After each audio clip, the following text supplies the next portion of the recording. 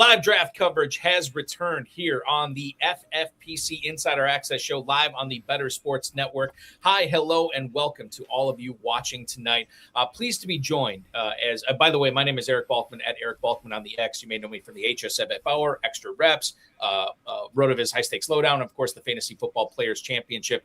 I have to let everybody know, for the first 20 or half hour of the show tonight, roughly 27 minutes, 26 minutes, we're going to be talking fantasy football, the latest news and everything going around. And I have two of the best minds to do it from the high stakes level. We have Dave Terpoilli, the 14-time FFPC champion, joins me tonight at Dave Terp on X. You saw his coverage on the FFPC Pros versus Joes. Terp, welcome in. Happy to be here. It's a beautiful Thursday night. We're in drafting season. As our producer, Matt Deutsch, says, fantasy football night in America. And if you didn't know already, you're going to know Jonathon Brooks is probably going to be a first-round pick by the time we draft in Vegas. You didn't hear that today. I'm just saying it's going to happen. Yeah, Henry Muto, by the way, chiming in for our other guest tonight. Theo, all he does is live stream drafts. This is at least number 2 today.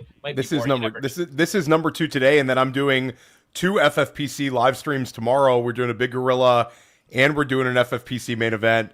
I had one of my daughter's friends ask me, what do I do for a living? I said, at this point, I just tell people I'm a professional podcaster. It's much easier, easier than trying to explain what we actually do. Yeah. Theo, how old's your daughter? So I have an 11-year-old, a 9-year-old, and a 7-year-old, 2 boys and a girl. So my oldest is the girl, and then 2 boys. So life is busy. We're, last night I had a draft with Dan Williamson, not an FFPC draft, but another one, but I missed the first 10 rounds because of AAU basketball. But I mean, when you draft all the time, you run into some problems. So got to have good partners out there. Terp and I are doing a best ball at some point before in this month in August. We'll get that up on the schedule, but I'm doing a lot of live drafts. In addition to podcasts, so we're starting to roll out 2 shows a day. We hit 40,000 YouTube subs on RotoWire, which was huge, and bringing some really good content. People are really, really enjoying it. So I appreciate all the help from the FFPC as well.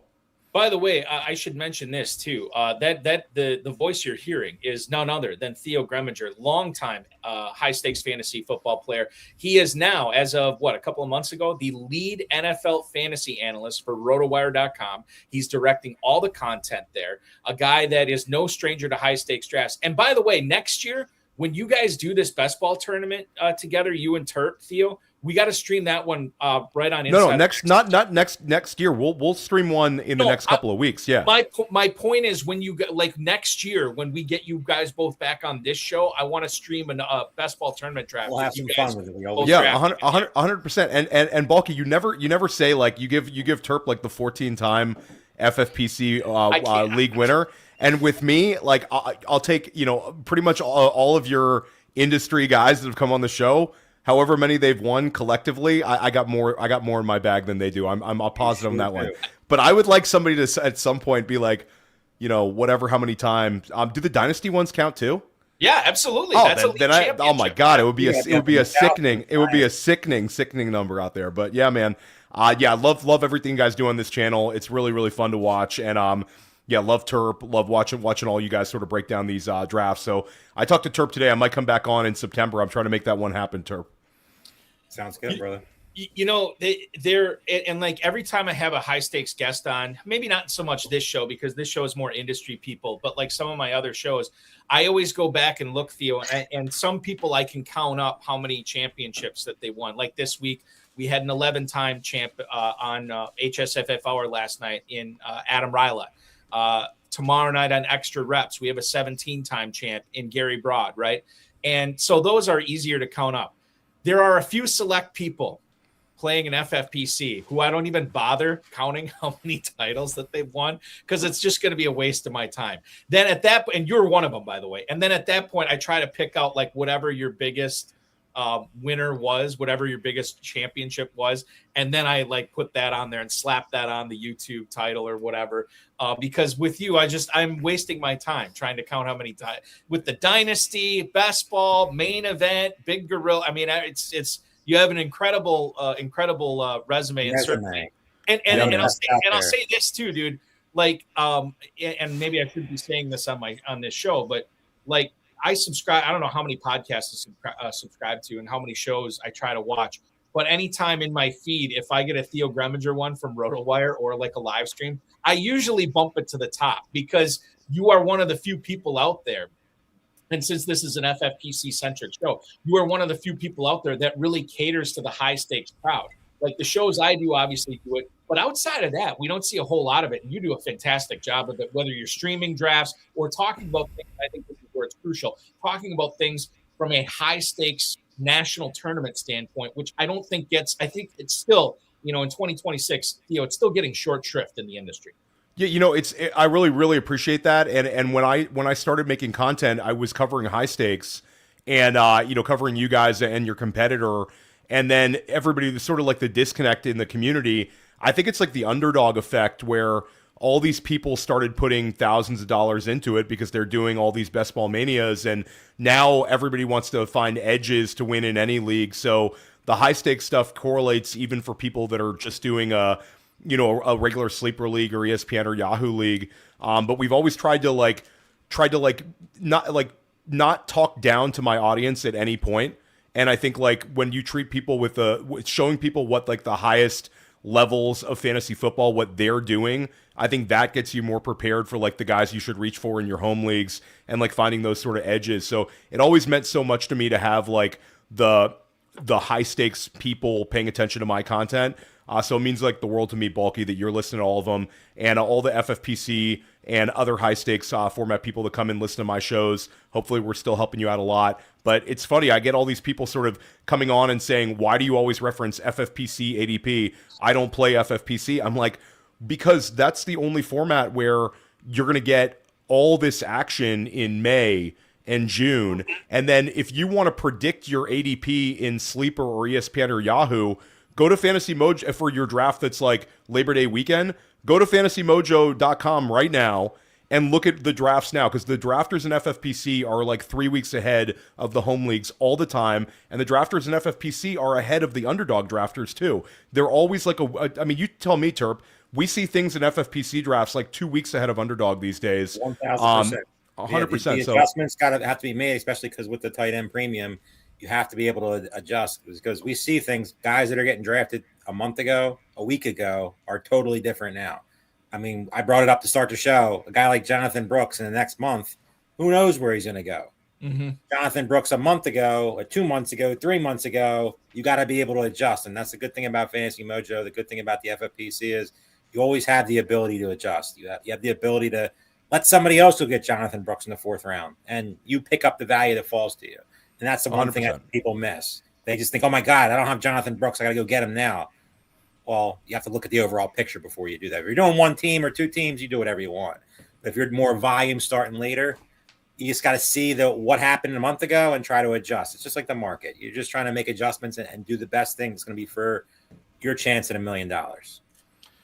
Coming up on the show tonight, I should mention that at the bottom of the hour, so coming up at 7:30, that's when Theo's draft is going to start. He's drafting from the one spot tonight, so we'll see what he does there in his quest to win $400,000 in the FFPC Best Ball Tournament this year. $100K more than last year. We added $100,000 to the grand prize. I know I've been going back and forth with former FFPC Best Ball Tournament winner Beretta James on X.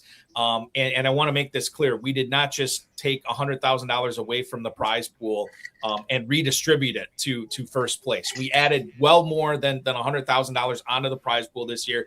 It's paying deeper. This is a much more lucrative contest to be in than it was a year ago. MyFFPC.com is where to go. $125 gets you in the door, and you can take a shot at competing against guys like Theo Gremminger, against Dave Terpoilli, to try to win this $400K this year. So very exciting stuff. Theo, I know as long as we're talking about Jonathon Brooks here to lead things off, let me get your thoughts on it right now. So we get the report earlier today that Hubbard is not day to day, but Chuba Hubbard is week to week, according to head coach Dave Canales in Carolina, with a hamstring strain. And it sounds like the only Carolina running back that we're going to care about, at least at the top of the draft, for the remainder of training camp and the preseason is going to be one Jonathon Brooks. I know you were high on him before. How high do you get on this guy now, knowing that we're not going to see Hubbard maybe until September. This is huge for Brooks, and how we handle this in high stakes drafts is going to be crucial on how people are winning, these $1 million grand prizes in the FFPC.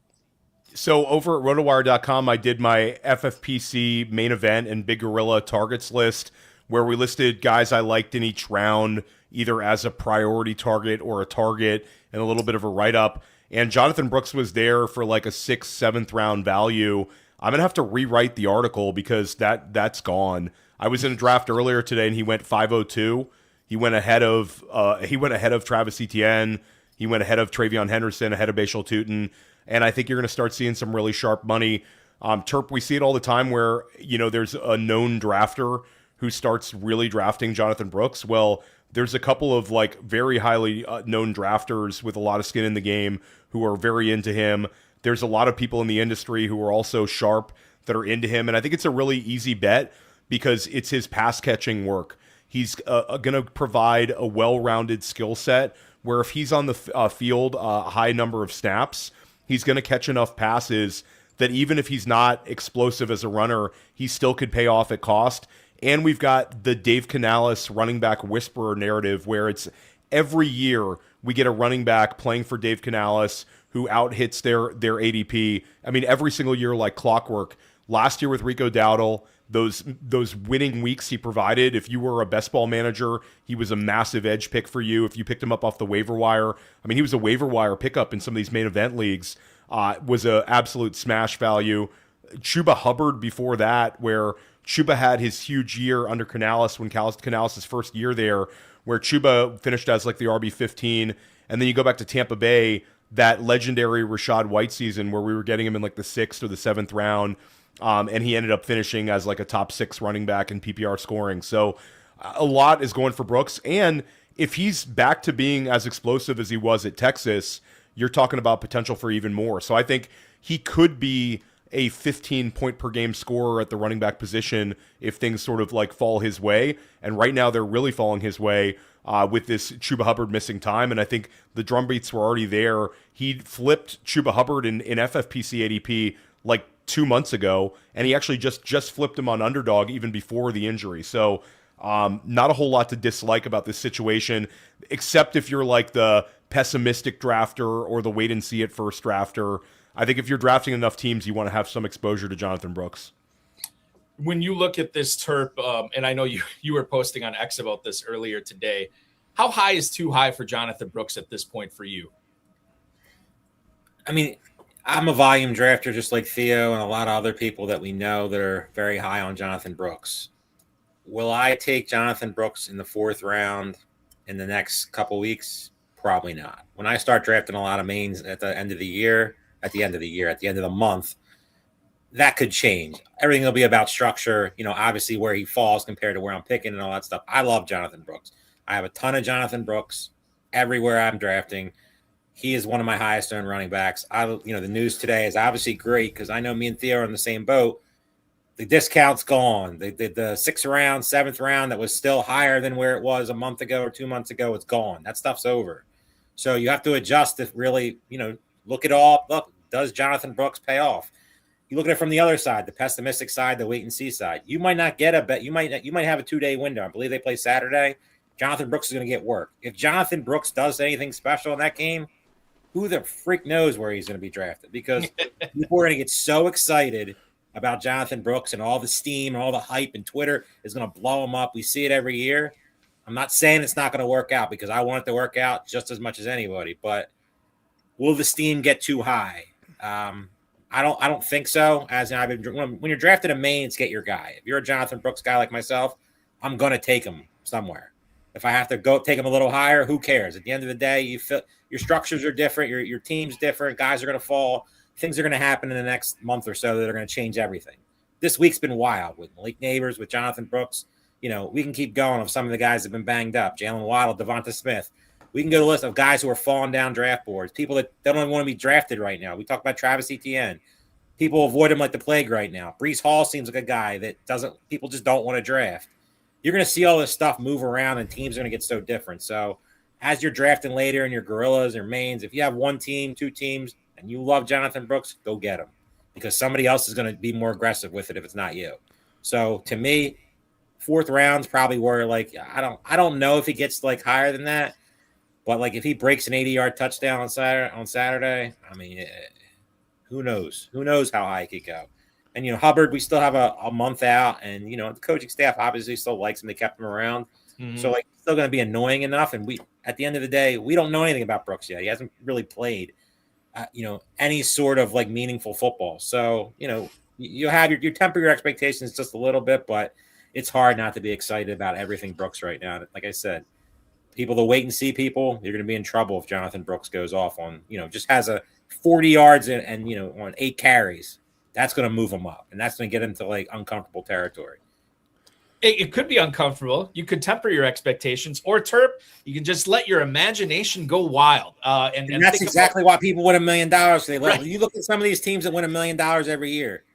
They're not always the sexiest draft. There's always some one or two guys that they picked out of nowhere, or they moved up and they got a little crazy with it and they got their guy, and then now they're cashing checks. You see it every year. Every year we're like, oh, this draft's awesome. I'm going to win everything. And usually that draft doesn't do anything. And it's the teams that look uncomfortable, the teams that look weird are the ones that, that skyrocket up the rankings. So with Jonathon Brooks, it's wheels up. I mean, it's really hard not to love the situation right now. Like, obviously you want the guy to be healthy and you want the guy to be on the field, but if he does anything in the preseason, he's probably, first of all, not going to play the rest of the preseason.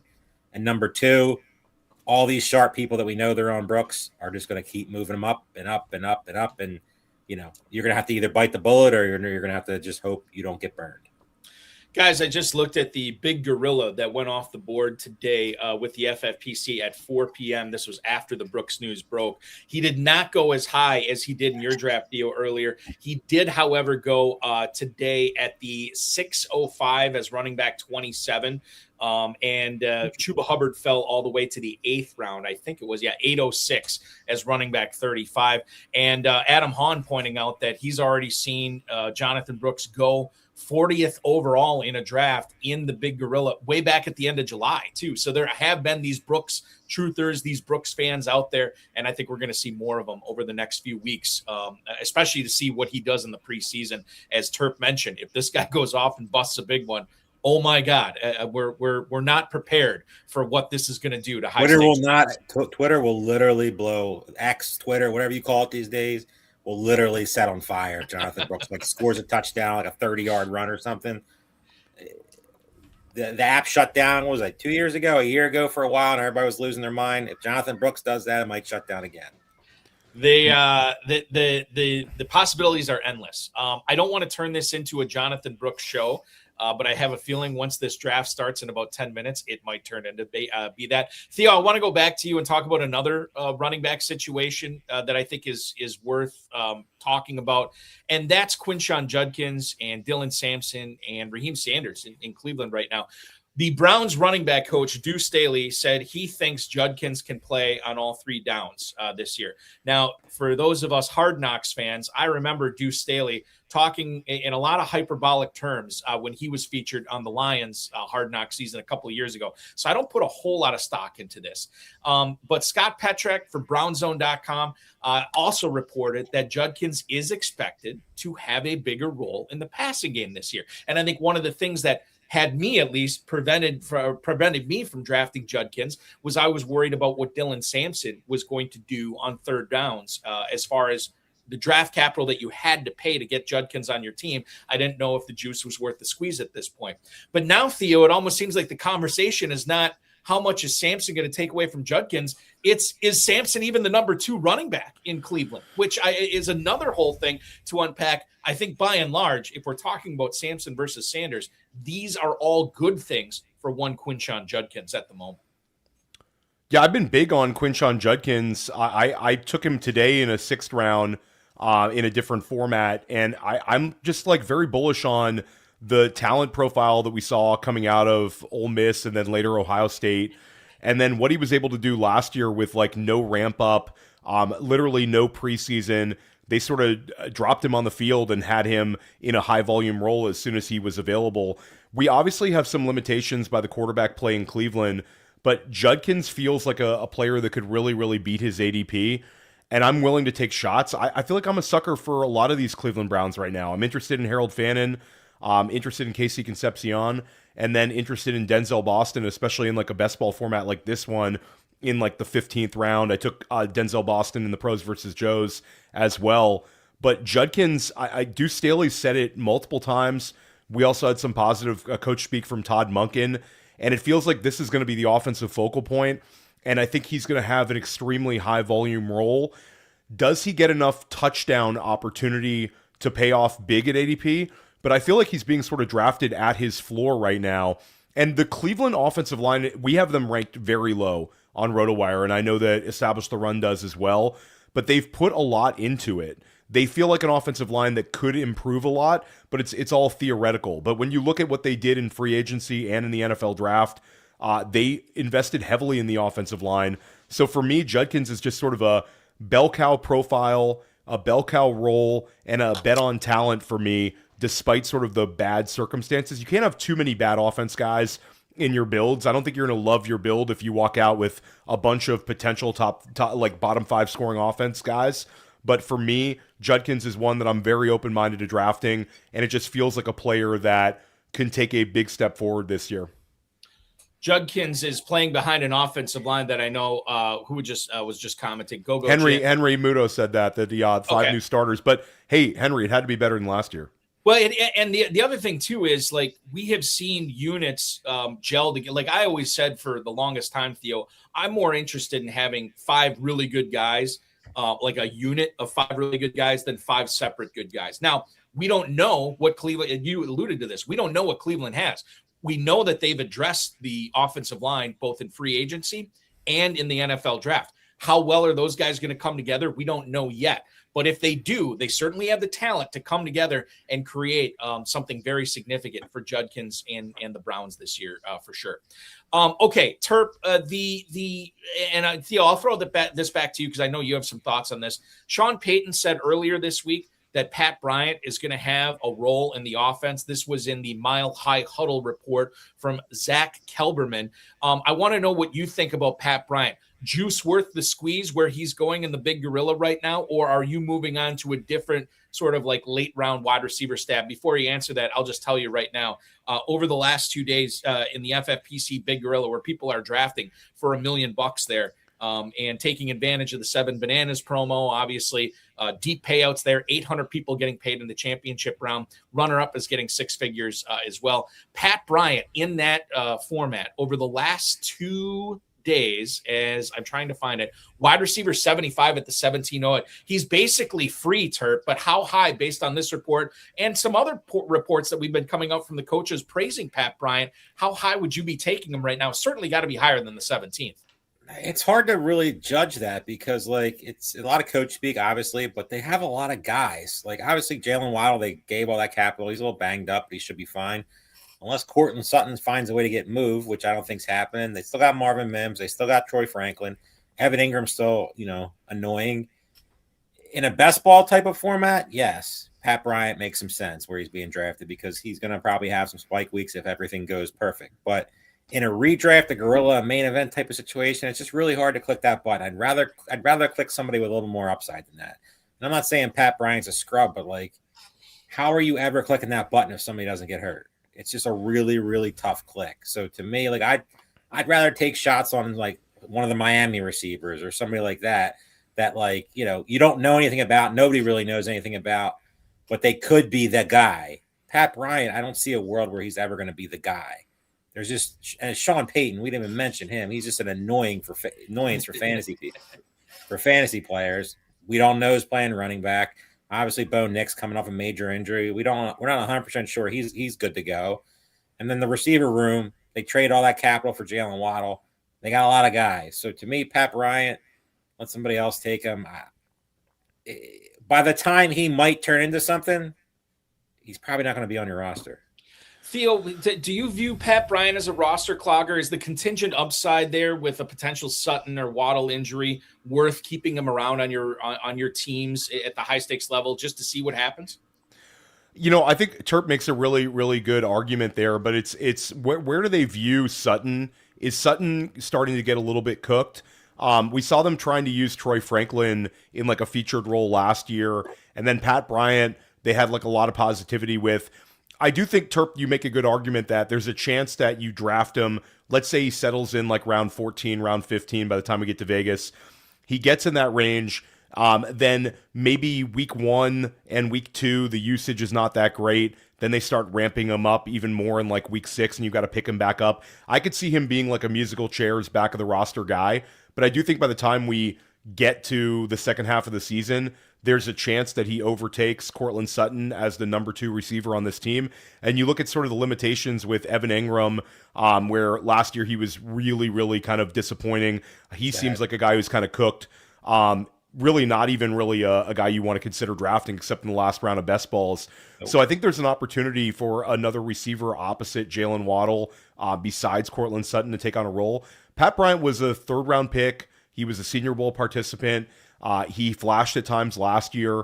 So I'm open-minded to him. But again, a lot of those guys are kind of annoying to draft bulky, where a lot of them end up on the waiver wire. That's why Terp said it the best. Go get your guys in the second half of the drafts. When you get to like round 13 on, if you can draft a guy that's on your roster by the time you get to the FFPC playoffs that you actually drafted inside of like 13, 14, 15, 16, then you've hit. Those guys have such a high turnover. So betting on sort of unknown upside, betting on like year 2 talents, I'm willing to do it. But hey man, I'm also into like Adonai Mitchell and a couple other guys in that range. So it's tough. They're not all going to hit. There's a bunch of guys we like in that range, though. And there's also going to be a time where you get a little too uncomfortable, or you need a roster spot and you cut them too early. It happens. We see it every year. Obviously you're keeping different positions and you're trying to build your roster correctly. Pat Bryant, like Theo said, what if he doesn't do anything for 3 weeks? Mm-hmm. You're probably not keeping him on your team. You're probably, if he has 5 catches for 30 yards in 3 weeks, he's probably getting cut. Most people can't just store somebody that has never proven it on your bench. Even the unknown upside's there. So unless somebody gets hurt, it's not a bad click. It's just I would take other clicks over him. Like Adam put in the chat, Caleb Douglas. Does anybody know anything about Caleb Douglas? Starting. Not really. But could Caleb Douglas be the number 1 receiver in Miami? It's in the range of possibilities. And then if you draft a guy like that, we look at it a couple years ago, Puka. The Puka drafters, where they got him, even as long as we drafted in Vegas, and we were sitting there live and playing in Hollywood, their advantage over everybody else is so massive because most of the time you're drafting, let's just call it what it is, handcuffs and dead weight at the end of your draft in some regards. Kickers, defenses, backup quarterbacks. Like you're hoping somebody gets hurt or something like that pops.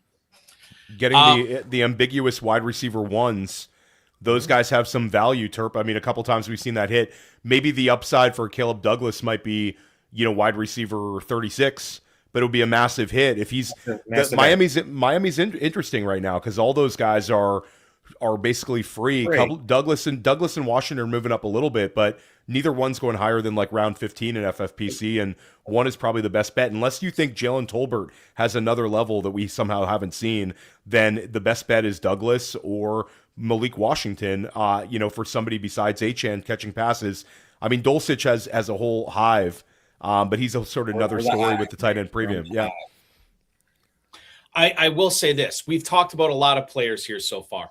I'm willing to bet that at least 1, maybe 2 of these players are going to end up on Theo Gremminger's 400K FFPC Best Ball Tournament team that he is about to draft right now. We're going to take a quick break. When we come back, we'll find out what Theo is doing with the 101 pick as he shoots for $400,000. Dave Terpoilli, Theo Gremminger from RotoWire. I'm Eric Balkman. You're watching FFPC Insider Access live on the Better Sports Network. Don't go anywhere.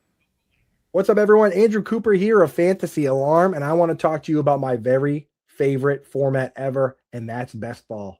Yes, we all love to draft. Drafting is the best part of fantasy football, but if you do too many drafts in too many real leagues, you end up with too many lineups, too many trades, too many waivers. It's a lot of work. There's a solution to that, and it's called best ball. You go in, you draft your team, and then you're done. You don't need to set a lineup, no trades. The algorithm optimizes your lineup for you every single week, so you can draft as many teams as you want. And the best place to play right now is myffpc.com, where they have the $125 buy-in with a $400,000 prize, and also a $35 buy-in super flex league with a $400,000 prize. Get in over at myffpc.com. use promo code ALARM when you deposit for the first time. They'll give you $25 when you deposit $35 or more, and you can start drafting teams now and draft all summer long without having to worry about lineups or trades or any of that. Get in there at myffpc.com and start drafting best ball teams now through the rest of the summer.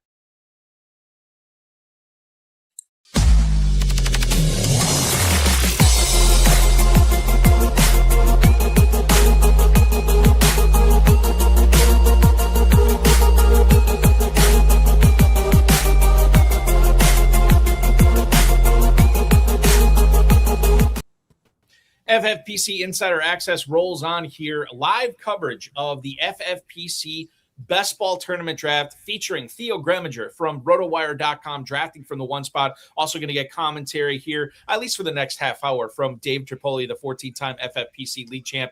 Matt Deutsch is our producer. Matt, I am trying to share my screen right now, but I'm having some problems doing it. I don't know if you can throw up that draft board so we can see exactly what the operation looks like with Theo's team right now. Nope, do we have it? We might have it. There we go. Boom. Okay, perfect. And we can scroll down on that, Matt, so we can see the whole thing if possible. I guess it doesn't really matter right now. We're in the first round. So we have you, Theo. We'll just talk about your first round pick. The debate has been for quite a while. Theo, Jahmyr Gibbs or Bijan Robinson. For you, it's clearly Gibbs tonight. And I feel like, Theo, it's been Gibbs for a while for you. Yeah, I've been Gibbs for a while. I love Bijan Robinson. I mean, I think he could definitely burn us this year and be the RB1 overall. But Gibbs, you get access to such a high quality offense in Detroit. We don't have any question marks about the quarterback position. Bijan could get us on like a 1,000 receiving yard season though this year. He could be a 1,000 guy. But Gibbs would be my bet. If one of them is going to put up a 2019 Christian McCaffrey like points per game average, for me, it's Gibbs. The quality of the offense is there. But again, Bijan's fine as well. And I love Jamar Chase. I love being in the top 3 this year. Terp, what do you make of that selection at 4 tonight? And I want to see, because there are some familiar faces in here. Tom Murphy ends up going with McCaffrey over Nakua, who Corey Heath takes at 5 tonight. Terp, what do you make of that McCaffrey pick when you consider the Nakua news about him potentially being suspended? We found out he ran through a glass door, which was very interesting. What is that? What is that, Terp? I don't. It's wild. It's so we see McCaffrey over Nakua. I'm not a strong enough man to do it. Would you be able to take CMC over Puka? I'm on Nakua over CMC still, despite Nakua being a maniac. I've had some people make arguments that you should move Amon-Ra St. Brown or JSN ahead of him. I think some people in the industry that are pretty smart are doing that. I think they're worried about the suspension more so than the running into glass doors at parties. But Adam Schefter talked about the beginning. It's not a great thing. You never hear about Jamar Chase running into a glass window or anything like that. No. At the end of the day, Brock Bowers should be up there, in my opinion. He's a guy that if, I'm on the clock, I'm definitely going to consider. I'm still taking Puka, but I think it's close. I mean, there's a couple other guys at the bottom that, in certain situations I might move up. I'm on James Cook. I'm on Ashton Genty. I'd move them up. Obviously, St. Brown are guys that I would consider. But at the end of the day, I'm probably still going to take Puka. I don't think I just saw something about 48 games. I don't think that's in the range of possibilities. I think if anything, it's a 1-2 game. Obviously, he's in the game to open the season. I just can't see a world where he's suspended for that. He's obviously the Rams are the marquee team this year. With Puka, I don't think it's going to be anything. Hopefully, he gets his head on straight and stops acting up. But from a fantasy perspective, I mean, there's a world you can tell yourself where he's a wide receiver 1.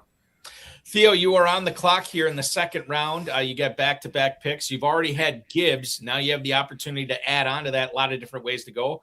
You go with Malik Neighbors here. We'll talk about that pick in a second here. But now running back and receiver are on your squad. You are up next here at the 301. A lot of different ways. Running back, receiver. I don't know about a tight end here, but I'll give you the floor. Take us through your thought process at the 301.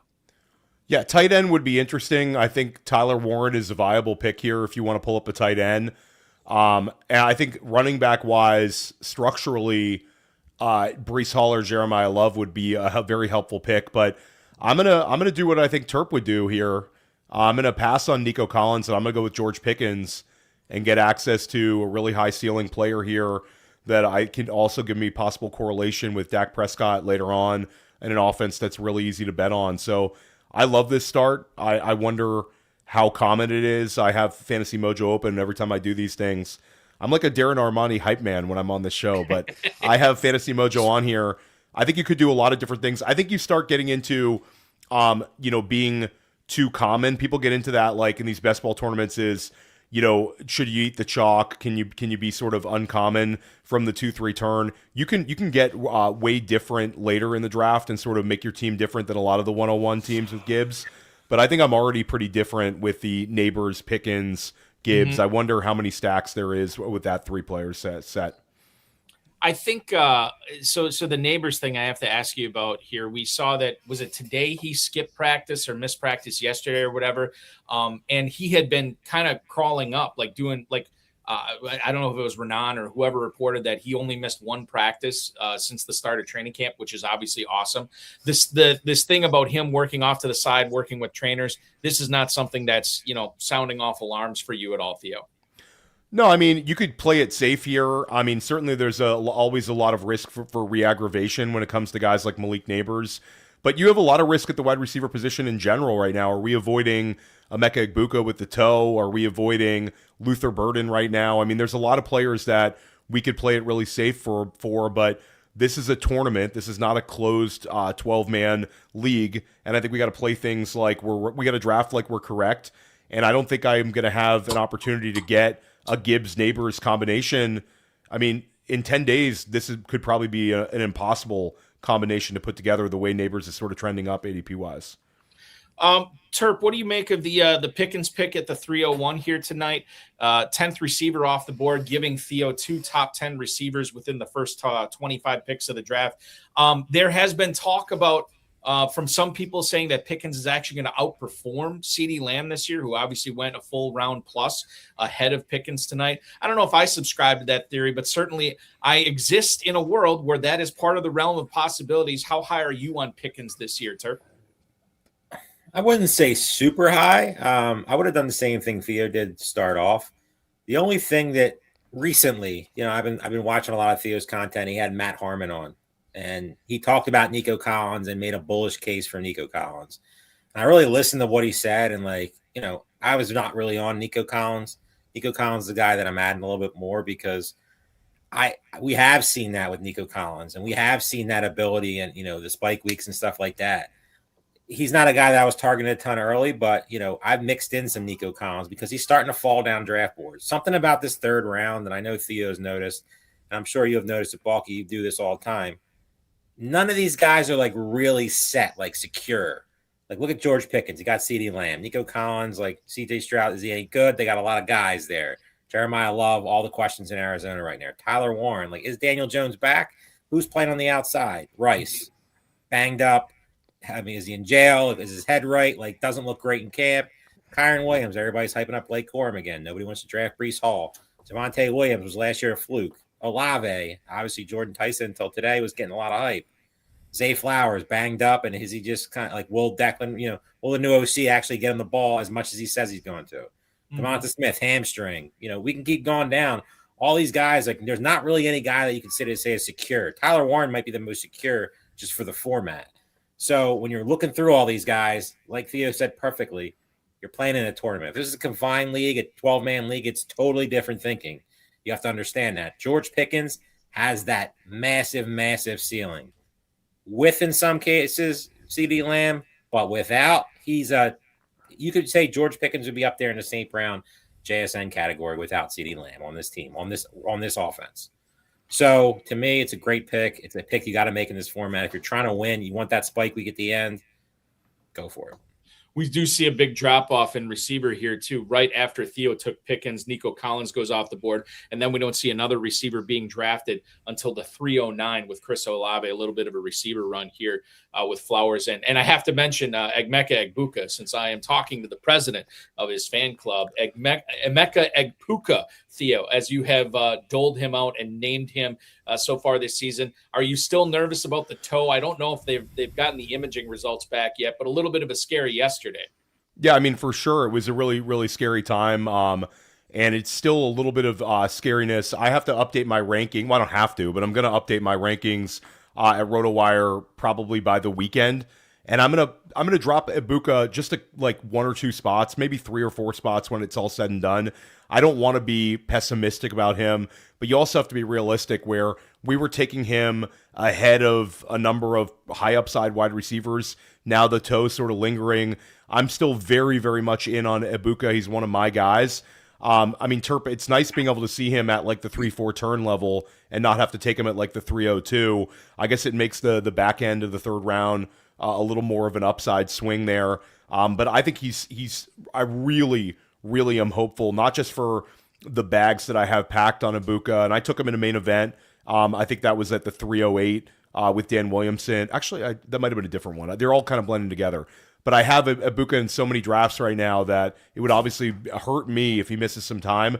You worry about the toe sort of lingering. That's the problem with toe injuries. Guys play through them, but then they can re-aggravate and all that sort of thing. But at this point, I'm kind of treating him as is, and I'll take the discount. But yes, I am dropping him in my rankings, but very, very small. And I podcast with Nelson Sousa today.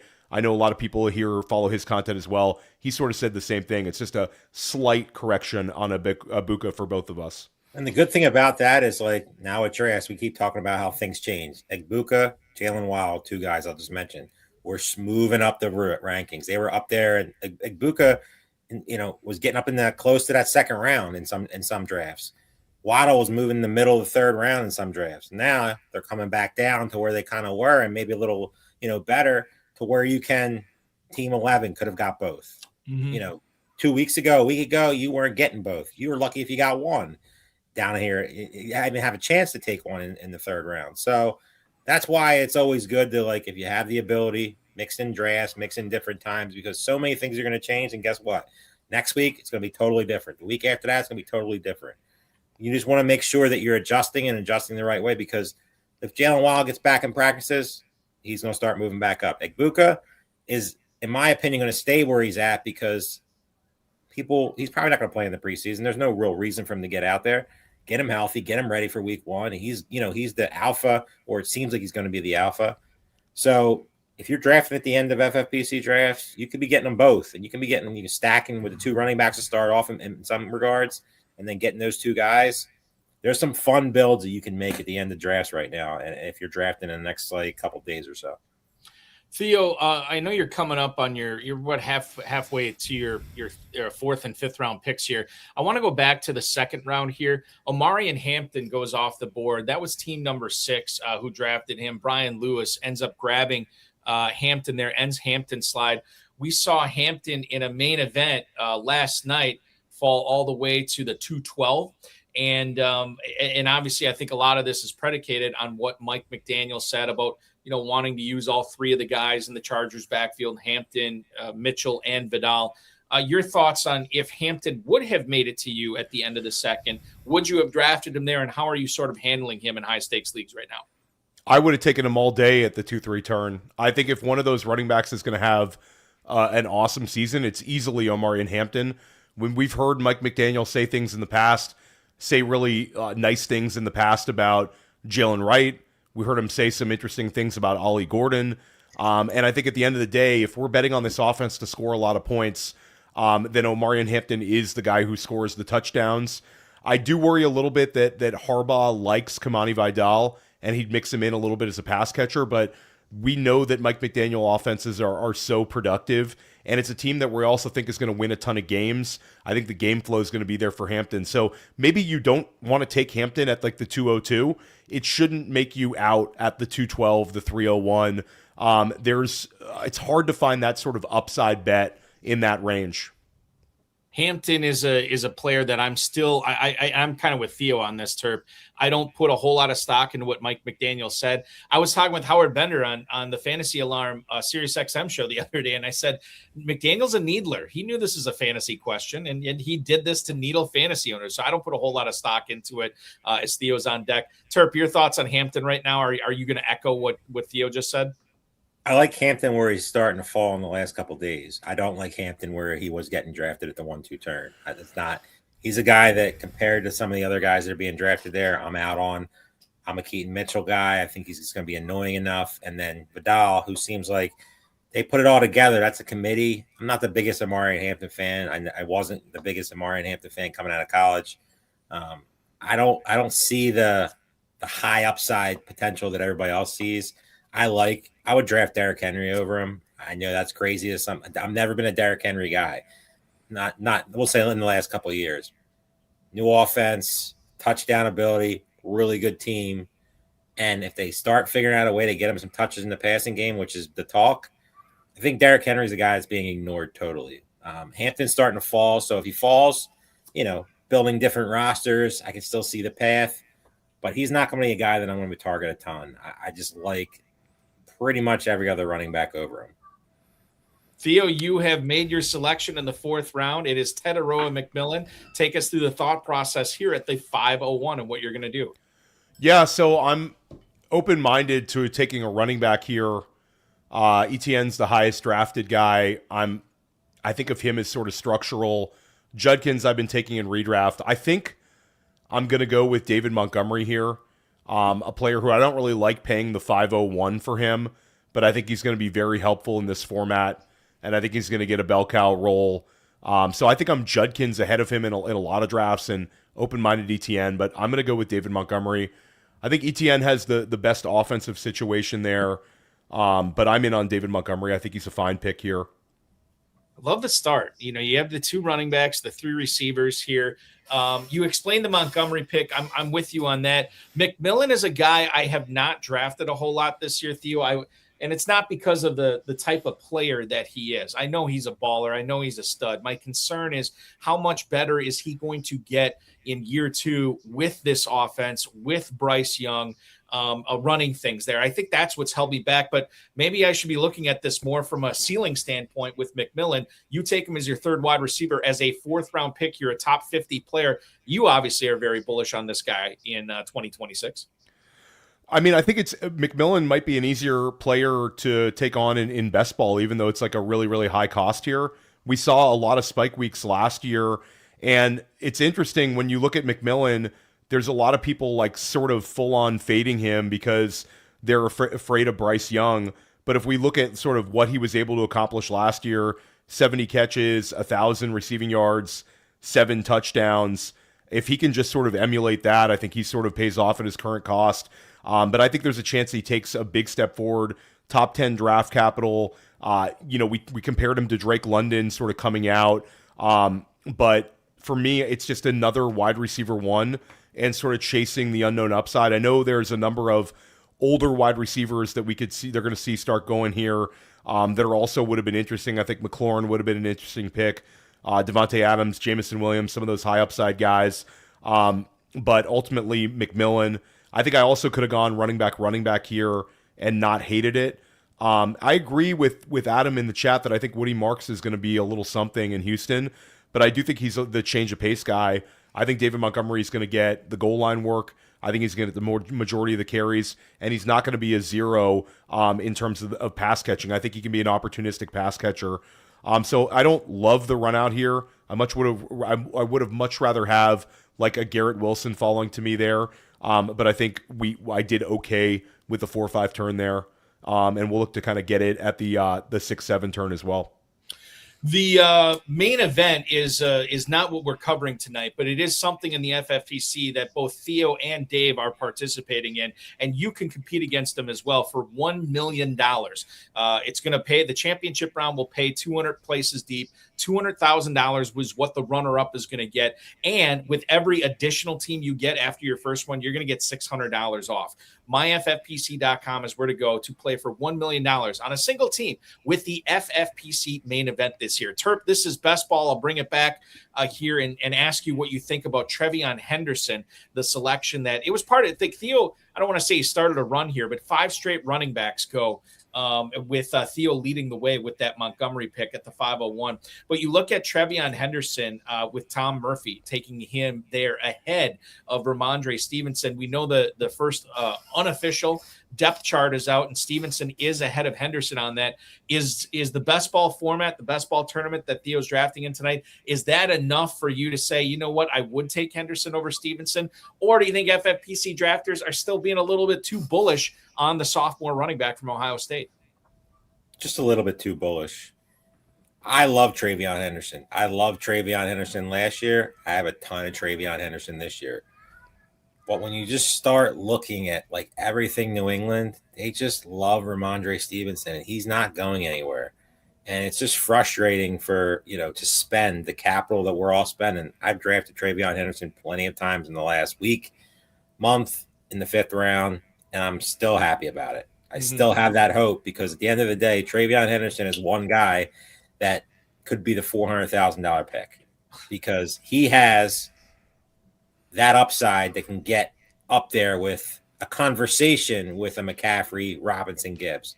Not saying he's in that category, not saying he's ever anywhere close to that player, but we've seen them flashes last year that when he did have that job, that the explosion, the talent, everything is there.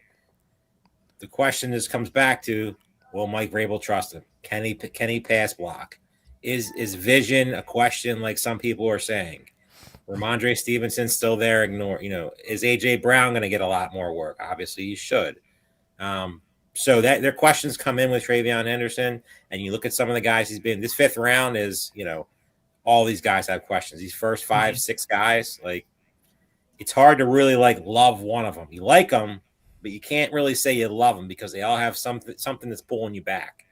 And TreVeyon Henderson, in my opinion, is the best of the bunch, but he also could really, really hurt you if Stevenson either doesn't start fumbling or doesn't get hurt, because I just don't see Stevenson going anywhere. No matter what anybody tries to tell you, we all try to talk ourselves into it, but I don't know if it's going to happen. It's starting to, as we get closer to the big main events and the bigger type of, high stakes leagues, it's starting to get just a little bit more difficult to click Henderson in the 5th round. We'll see what happens here. And by the way, Joe King called it.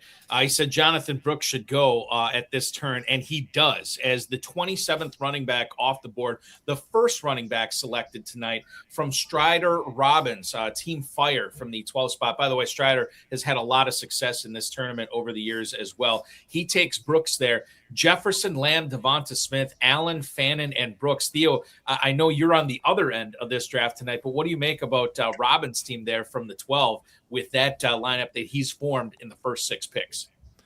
I mean, I like what he did starting out with those 3 wide receivers. I think it was really good value on Devonta Smith. Josh Allen, obviously, we don't need to say anything about him. I like the Harold Fannin Jr. at the 512. We start to see him go at like the 501 a lot more in some of these big gorillas and main events. And then obviously I like the Brooks pick. So I think Team 12 is very much live right now after a 3 wide receiver start. That's sort of what you want to see in terms of playing catch up at the other positions. On the clock right now, we have Ian Singh, the snack god, drafting from the 8 spot. And what's interesting about his team so far, and Sean Green pointing this out on YouTube, 0 wide receivers on this team in the first 5 rounds. It's been Taylor, Javonte Williams, Swift, and now Price for the running backs. He also snared Trey McBride in the 2nd round. This is best ball, Terp. When you look at that start with no wide receivers, and this is slim, no kickers, no defenses. We only go 20 rounds. What do you make of that start with avoiding receivers in the first 5 rounds, maybe even 6? We'll see what he does here. I think he's drawing dead, and I'm just being honest about it. I don't really think it's a format. I know people like to try weird things. I'm sure I don't know the drafter personally, and Carnell Tate's a guy that I like, so it makes a lot more sense. You can definitely just start drafting a ton of receivers here and catch up. But you kind of limit it when you do stuff like that. And you take 4 running backs without a receiver. You're kind of boxing yourself in to a certain position. You're not allowed to be really flexible. Yeah. Because guys are going to pop in, and you just almost have to take them. Or like running back value might fall. I'm just going to use Kenny Gainwell as an example. I'm not saying he's a value or anything. He could fall to you, around past ADP, and you just kind of can't take him because you don't have any quarterback runs going to start here, as we know in best ball. and you don't have any receivers. So like it makes it more difficult. Like you always say, like it'll be a little bit more balanced in these, because if you're not and you just start off 5 picks without a receiver, you're kind of boxing yourself into. There's a ton of receivers I like, and I know Theo likes. We talk about them all the time. Browns receivers, guys like that are falling down. That'll be in this range. A little later, but you put yourself in a position where it makes it a lot more difficult. And by the way, we had Hanako-san pointing out that in this format, you only have to start 2 receivers. You have the double flex, so you could start up to 4, but you only have to start 2 in this format, and it's optimized scoring, right? So you don't have to figure out which receivers are going off on any given week. The system's going to do that for you, and certainly if you go 8 wide receivers in a row, like Hanako-san is suggesting, then the strategy gets a little bit more viable, obviously, with those top 4 running backs and the anchor tight end. It's certainly one way to play it. And Theo, that's what I think is so interesting about this, is how important. Well, listen, I'll talk to you about this after you make your picks on the turn, because I think it's more of a draft philosophy conversation that I want to get into. We're waiting for Peter Masterson to make his pick, which he does here. Mike Evans is the selection for Turf Toe at the 6'11". Theo, your thoughts here on what you're going to do at this turn, having 3 receivers and 2 running backs on this squad? Yeah, I mean, I definitely had a number of players in my queue that just went in the last couple picks. It would have been nice to get Mike Evans at the 701. I'm not in love with Mike Evans, but I think he was sort of primed up there for me. I think I'm going to roll the dice and take a BTJ and lean into BTJ putting up some spike weeks this year and being like a touchdown upside guy in Jacksonville. And I'm sort of mentally talking through my other pick. There's a chance we start seeing the quarterback run here. Obviously, let me lock in BTJ here. You lock in BTJ. Let's talk about the quarterbacks while you're contemplating this final pick here, Theo, at the 701.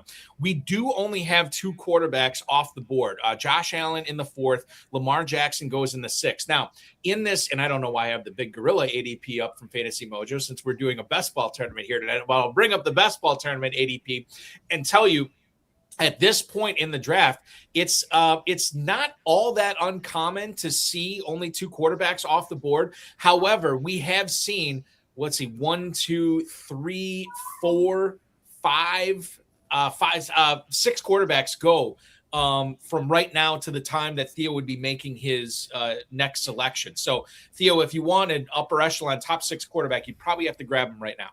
Yeah, I think I'm going to pass quarterback. I think I'm going to lean into tight end. It's likely or Kittle for me here. I'm going to go with George Kittle, though. I'm not a massive Kittle guy, but I think he's trending towards week 1. And it gives me access to potentially some Brock Purdy if he's there at the 8-9 as well. If we avoid the quarterback run, this team could end up with some decent correlation. Again, kind of a tough run out for me, but I think both of those guys have potential for big, high upside weeks. Jalen Warren would have been a really fun pick there at the 6-7 turn. But again, I have the 2 running backs, so leaning into the tight end position there with Kittle instead of like the kind of the unknown upside there with Isaiah Likely. And if I've got to put it together at quarterback, obviously Jackson Dart, there's some correlation there with the neighbors pick. There's a number of ways to go at quarterback. Even Jared Goff with Jahmyr Gibbs, I think there's some positive correlation there. I love what you did personally. I don't. You're giving yourself plenty of outs. Yeah, the quarterback run looks like it's starting here, but that probably, I don't think most of these guys are going to double tap.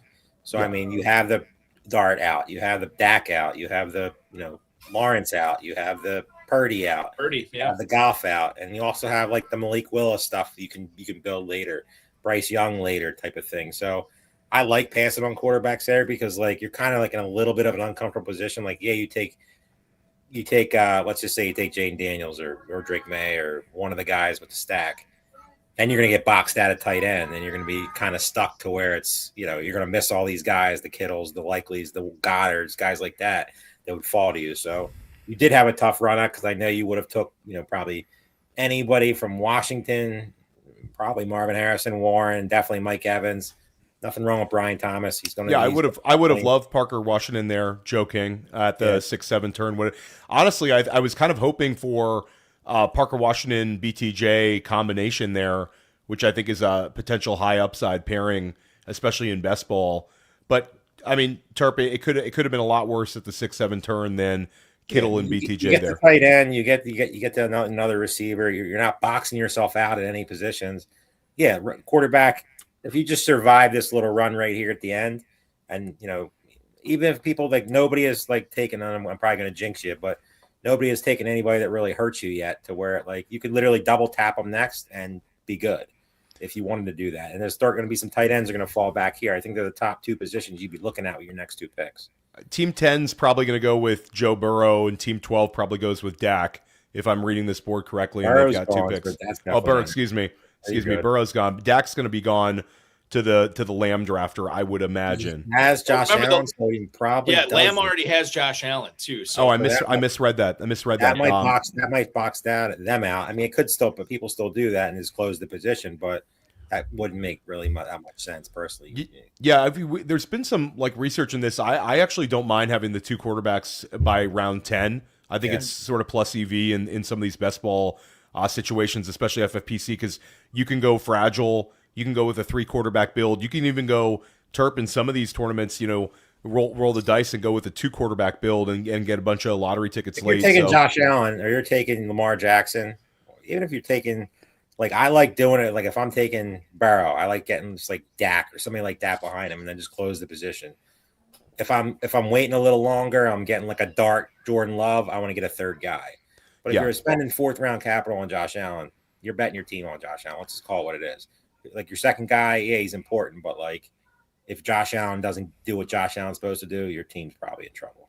Yeah, that's a great point. I mean, Lamar's a little interesting though because a lot of times he's going the 6th round. I took him in the 5th round in Pros versus Joes, tilted out on that pick. I could remember it like it was yesterday, but Lamar's interesting because Josh Allen, you're having to sometimes pay a 3rd round pick in this sort of format, a really early 4th.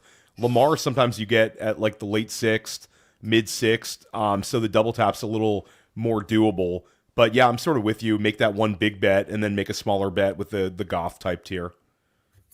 We have a naked Dak Prescott going to Michael Coop with Coop's troops tonight at the 11 spot. However, we don't know what Coop's plans are in the 8th round. There might be a tight end worth looking at to make that Prescott pick a little bit more attractive. Terp, I know you got a bounce, man, but before we let you go, we will see you again Tuesday night for this same format, a best ball tournament at 8:30 p.m. Eastern time. Have you guys figured this out yet? I was not yet. We're still working on it. Okay. It's a little bit of a little hectic time, but we're figuring it out. So here's what's we'll be there no matter whatever the draft is. But I know it's best ball draft already full. We're trying to figure it out. There's going to be you don't want to miss this one because the YouTube chat is going to have some sort of role into how some sort of role. We're trying to figure that out to see how it makes sense to where it's not just a total, right. Free fall. We don't want to obviously mess up drafters that are drafting, so we're just trying to see exactly how to work it out. And there's a chance that we postpone it, but either way, we'll be there no matter what. Some really good drafters in your chats every time, guys. The interactive drafts. It's not just some random fantasy podcast where all these guys are playing in these leagues. They're sharp and they're people that either are in the leagues currently, while drafting, or they're guys who play against us every week. So it's definitely fun with the chat. We have a good, consistent chat that goes back and forth.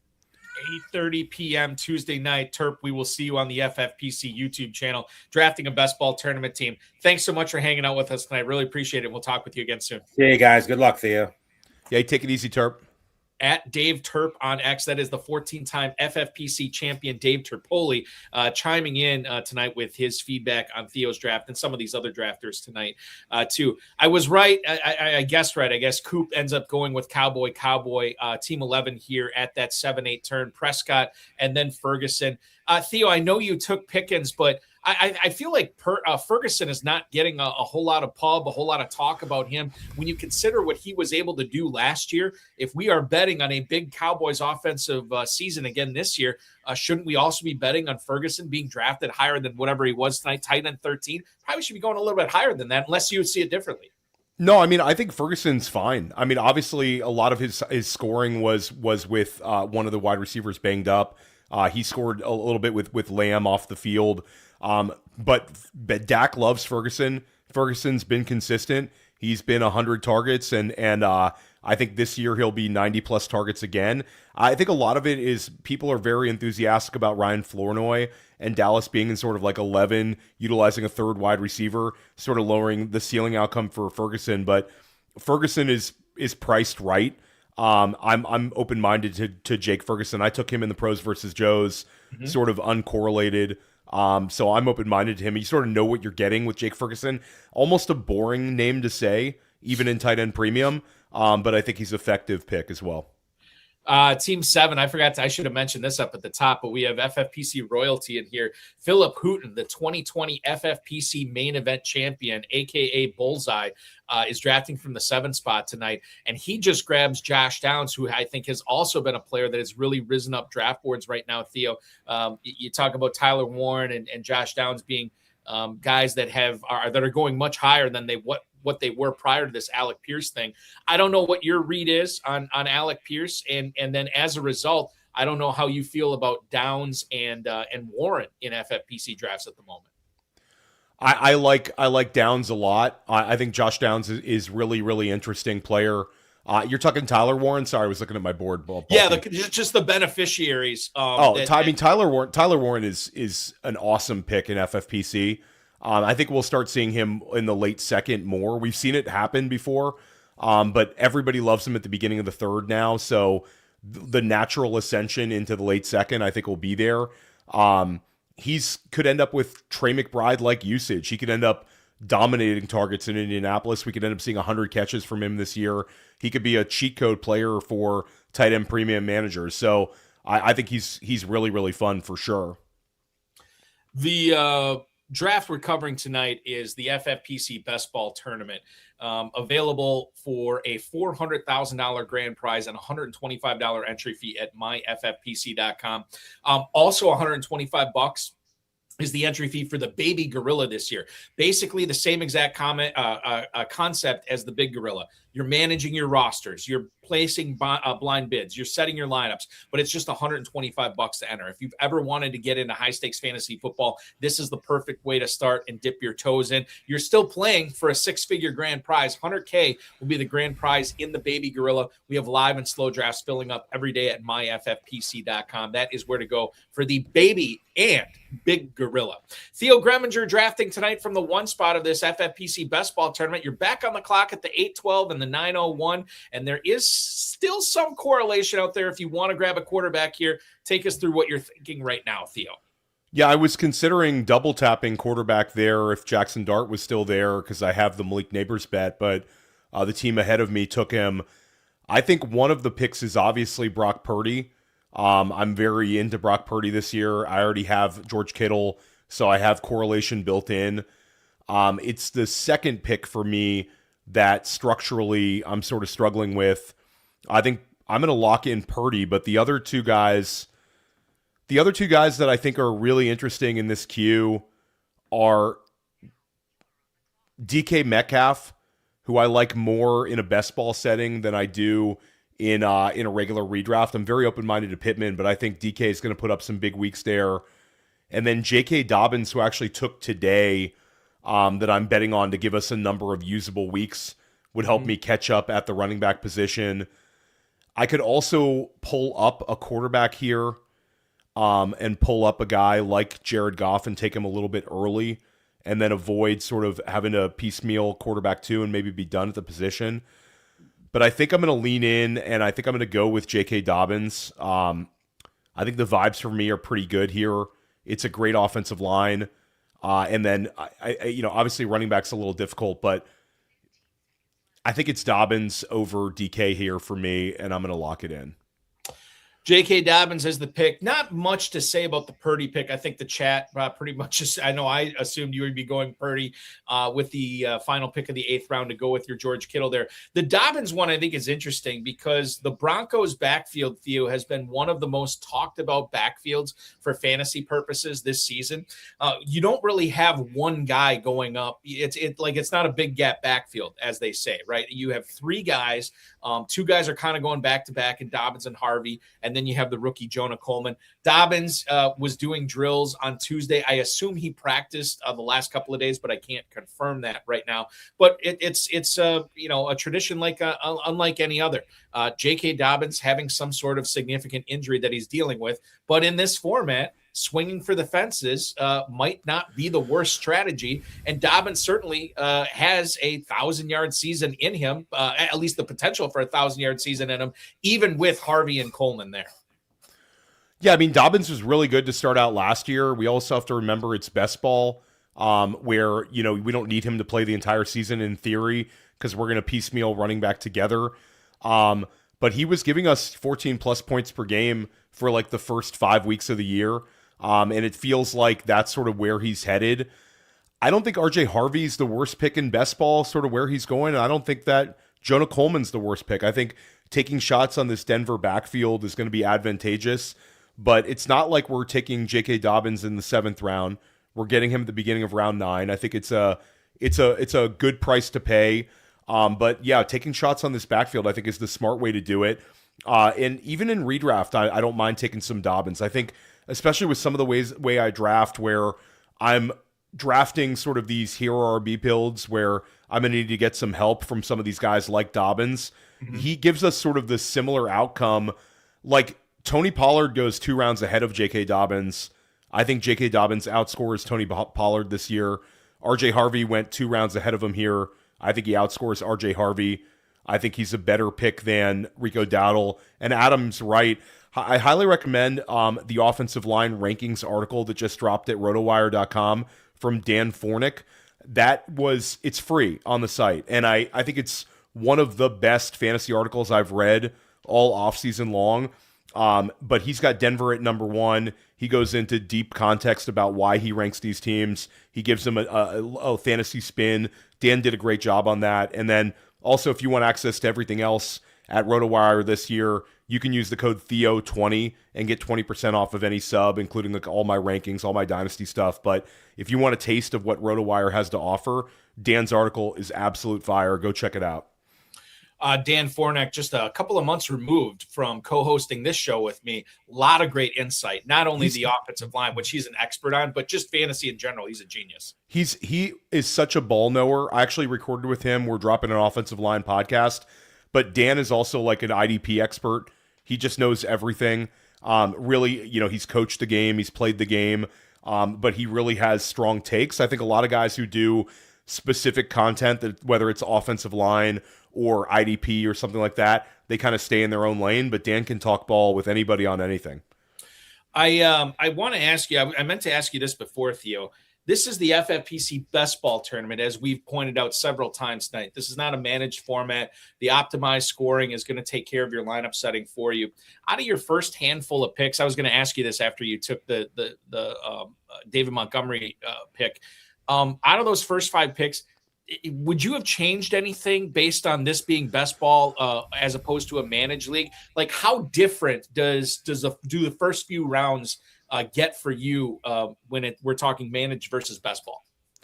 I think it's a great question. I think really in a lot of these best ball formats, it's the ability to wait on quarterback sort of disappears because a lot of teams are going to double tap quarterback earlier than they would in redraft. I think that's sort of the number one takeaway.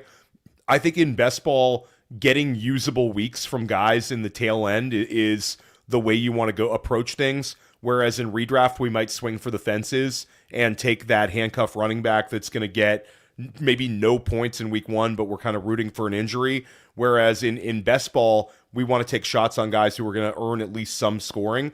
I think best ball, you've got to kind of lean into structure because you don't have the ability and the crutch of the waiver wire to sort of help you out and bail you out. Where in FFPC, those first 2 weeks of the waiver wire, there's going to be a couple of tight ends that people are going to flock to and add. You don't have that luxury here. So I think a lot of best ball, it's like structural drafting matters most, and it matters even more than in redraft. And I think you have to look at sort of guys who can give you usable weeks. I think that's sort of the novice best ball player might swing for the fences and take those guys that they think could get like a 75-yard touchdown catch, like just draft a couple of those guys in round 17 on, then you could potentially burn a couple of roster spots. So I like grabbing guys that I think are going to give me usable weeks, even if the upside is not quite as there. Whereas in redraft, I'm swinging for the fences when we get to those final rounds. What about let's talk about a closed 12-team league in best ball versus a national contest like you're in. Do you feel like you bend that rule a little bit and start taking some bigger swings earlier on, or does the best ball sort of philosophy trump that, where you still are just trying to find out guys that are not going to give you zeros? Yeah, I think in a closed team league, it's interesting because you're way less open to things that are like very differentiating you, like a closed 12-team league necessarily going 0 RB or something like that. It doesn't really benefit you. Closed 12-team leagues tend to be more balanced builds where you don't want to get burned at a specific position. So like Dan Williamson, Andrew Schellenberg, and I, we draft in the varsity every year. And I know like even like the main event hat versus a varsity or a big payback. Dan and I split a big payback. We actually won it like 2 years ago. I think I'm going to do a big payback with Dan this year. To be determined, Bulky. We're still talking it through. But it's like the way you draft in those kind of leagues versus a main event. Main event, you still got to get to the playoffs to be in contention for that, like the big money prizes. But in some of those other formats, I think it's you draft maybe cautiously is not the right word, but you don't want to get too. You don't need to differentiate. You don't need to stack as many times. You don't need to be as open to like massive correlation and stuff like that. You're just trying to beat 11 people. Whereas in the main event, you're trying to beat 11 people in your league, but then you also have your eyes on the prize and what can I do in those big money weeks as well. So I think those kind of things differentiate. Do you, do you feel like when you draft the best ball team, are you more reactionary to what other teams are doing than you would be with a managed league? Because you can, like you talked about earlier, you have that waiver wire safety net where you can adjust if you need somebody or if you're going to need somebody at a certain position. You can't do that in best ball. So as a result, how closely are you following what other teams are doing? And then as a result, maybe changing your structure or your team build based on how the flow of the draft is going. I mean, I think I'm paying attention to what other teams are doing in even like a regular redraft format. You don't want to miss out on a run. I think a lot of people get into the notion that, I'm going to zig while others zag. I'm going to let everybody take, 12 quarterbacks in a row or this tight end run, and I'll just be okay because I'm such a sharp drafter. But sometimes if you're unwilling to hop in the run, you could end up losing out of 2 tiers worth of players, and you could be in like your 3rd tier at a position if you're not careful. In best ball, I think it's really important for us to watch the runs. And in some best ball formats, not necessarily this slim, you would see the kicker runs, the defense runs where you want to end up having 3 defenses or 2 kickers, and you want to pay attention to that sort of stuff. But in slim best ball like this, I think it's most important to sort of pay attention to like the quarterback run. And then certainly we want to keep an eye on the tight ends in FFPC where it can get really, really dry. And then we're sort of chasing it with like high volume, low ceiling type bets. So some little things differentiating for sure, but there is some correlation between the 2 formats, but for me, I think those are the ones that stand out the most. Speaking of best ball, when Theo took Brock Purdy, I forgot to mention that if you feel quarterbacks are being undervalued in FFPC or any fantasy football format, check out the FFPC Superflex Best Ball Tournament, where you will have a ton of quarterbacks going in the first few rounds. The proper value and respect is given to these signal callers. $35 to enter, $100,000 grand prize. MyFFPC.com is where to go for that Superflex Best Ball Tournament. 2 quarterbacks, twice as nice. Theo's about to pick here in the 10th round. Before he does, we're going to take a quick break. When we come back, we're going to find out what Theo did at the 10-12 and the 11-01. Theo Gremminger from RotoWire. I'm Eric Balkman. You're watching live coverage of the FFPC Best Ball Tournament on FFPC Insider Access right here on the Better Sports Network. We'll be right back. What's up, guys? Andrew Cooper here of Fantasy Alarm. And guess what? The big gorilla is back over at FFPC. This contest has $5.8 million in prizes and $1 million up top to the winner. And it's got a pretty reasonable buy-in of $350, access to the high-stakes community where the best players play in all of fantasy football. You go out and you win a contest like this, and people are going to remember your name. The FFPC Big Gorilla open right now and $1 million coming home with you. And if you buy 3 teams right now, you get $50 back off the buy-in. You're going to want to buy multiple buy-ins to this contest because they also have the 7 bananas giveaway if you get the 7th pick multiple times. Check out the details over at myffpc.com on that, but you can get free best ball entries, free entries into the main event, which is a $2,000 buy-in contest, and possibly even, believe it or not, a jungle safari or $50,000. Your choice. I'm picking the safari. So go to myffpc.com, use promo code ALARM if you're a first-time player. They'll give you $25 when you deposit $35 or more,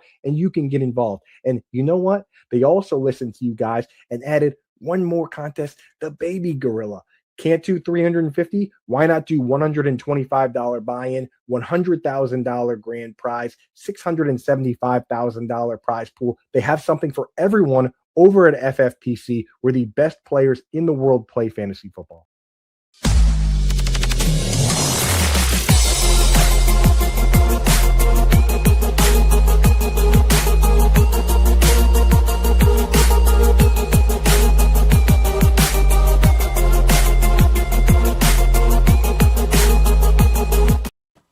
Live coverage of the FFPC Best Ball Tournament rolls on here tonight. We have Theo Gremminger from RotoWire.com, the lead fantasy analyst, content director there at the OG Fantasy. I should have brought that up earlier tonight. The OG Fantasy on X, certainly doing a bang-up job constructing his team from the number 1 position tonight. We took a break right before you went on the clock, and I can't remember who it was. I'd have to scroll back and check, but somebody said, take Stribling with your next pick.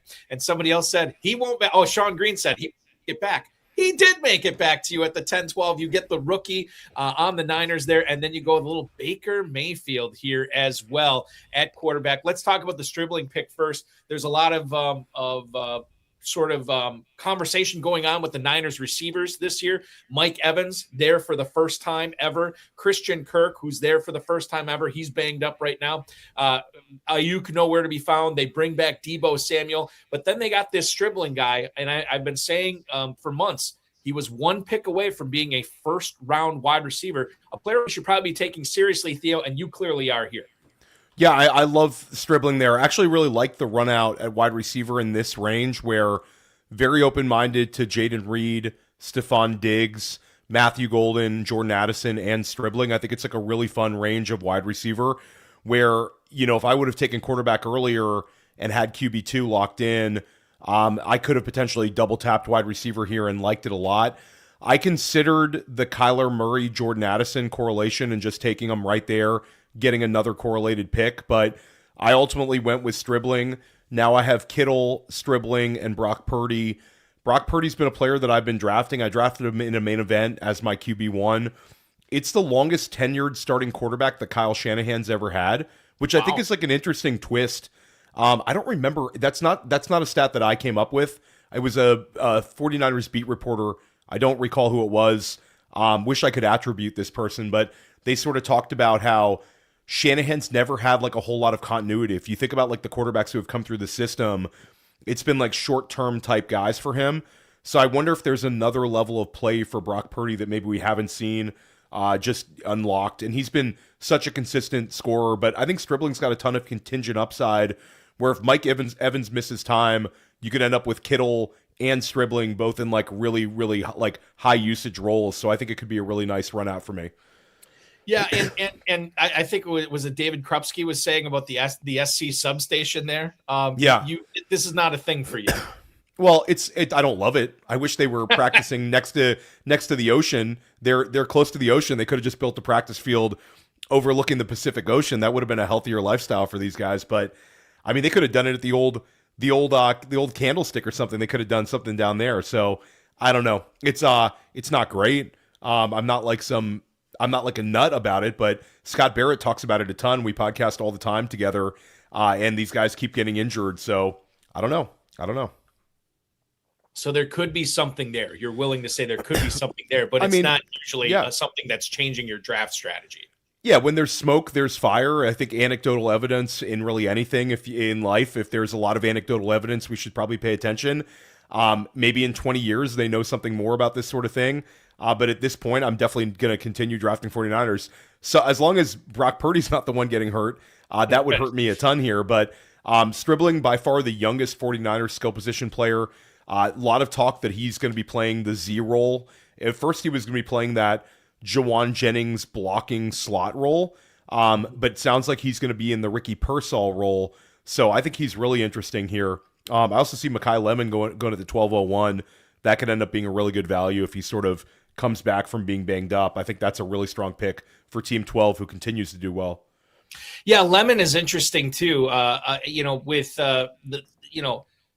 Back when we were all talking about these players before the NFL draft, right? It was like a big three of Tate, Tyson, and Lemon, and everybody had their own order or whatever. And then the draft happens, and maybe even shortly before the draft, it became a big two, and Lemon kind of dropped off. And then he had the hamstring stuff in minicamp, and then the hamstring came back in training camp now with him missing practice as well. And Devonta Smith also interestingly enough, missing time with a soft tissue injury. It sounds like you are willing to buy the dip on both those players if there is one because of that injury situation with each of those Eagles wideouts. Yeah, I mean, again, this is not August 31st. We're not in Vegas in the main event. And this is also the best ball tournament where we're swinging for the fences. It's still a significant entry fee. It's still $125. It's not zero, but it's still a number where we're looking to swing for the fences here and try to get like a huge outcome. So I think embracing fear of the unknown, potentially taking on some of these injured players has been kind of high EV. I was in another draft today where I took Emeka Egbuka, I took Luther Burden, I took Mike Evans all in the same draft, and it was with Nelson Sousa and Alan Soslowski, and they were kind of making fun of me for drafting all these injured guys. But hey, that's how you got to find discounts somehow. So maybe that's the way to do it. Yeah, and so certainly picking up these guys that have the injury discount on them right now could pay off not only in September, but perhaps more so in December when the money is getting doled out here. I do want to bring up Team 9 here tonight, Theo. I know you're coming up on your 12th and 13th round picks. Team 9 is the mad genius of football. That's Todd Aaron. He's in a ton of these live streams that we do. He takes Brock Bowers at the 109. In your opinion, is it overkill to go Pitts and Kelsey in round 6 and 7? Or because of the tight end premium format that the FFPC has, along with the dual flex, where all three of those guys could start for him on any given week in this best ball format, do you think that that's still a viable strategy to go tight end heavy, even with Bowers in the first round? Yeah, I mean, I think that where he paid for these guys, it's fine. I think Pitts was a really good pick right there in round 6, where it's that tight end run. And then Kelsey, I'm not in love with, but he didn't reach to take Kelsey. So I think when people force the purple builds, where it's like they force the tight end heavy builds, that can burn them. But when it sort of comes to him naturally, and he's sort of just building it through ADP and drafting the value on the board, then I'm perfectly open to it. I, on the other hand, have no tight ends except for George Kittle, and I was hoping Dalton Schultz or Hunter Henry would come back. So I think I'm pushing it to the limit even more. And I don't think I'm going to let them bully me at tight end here. I could take...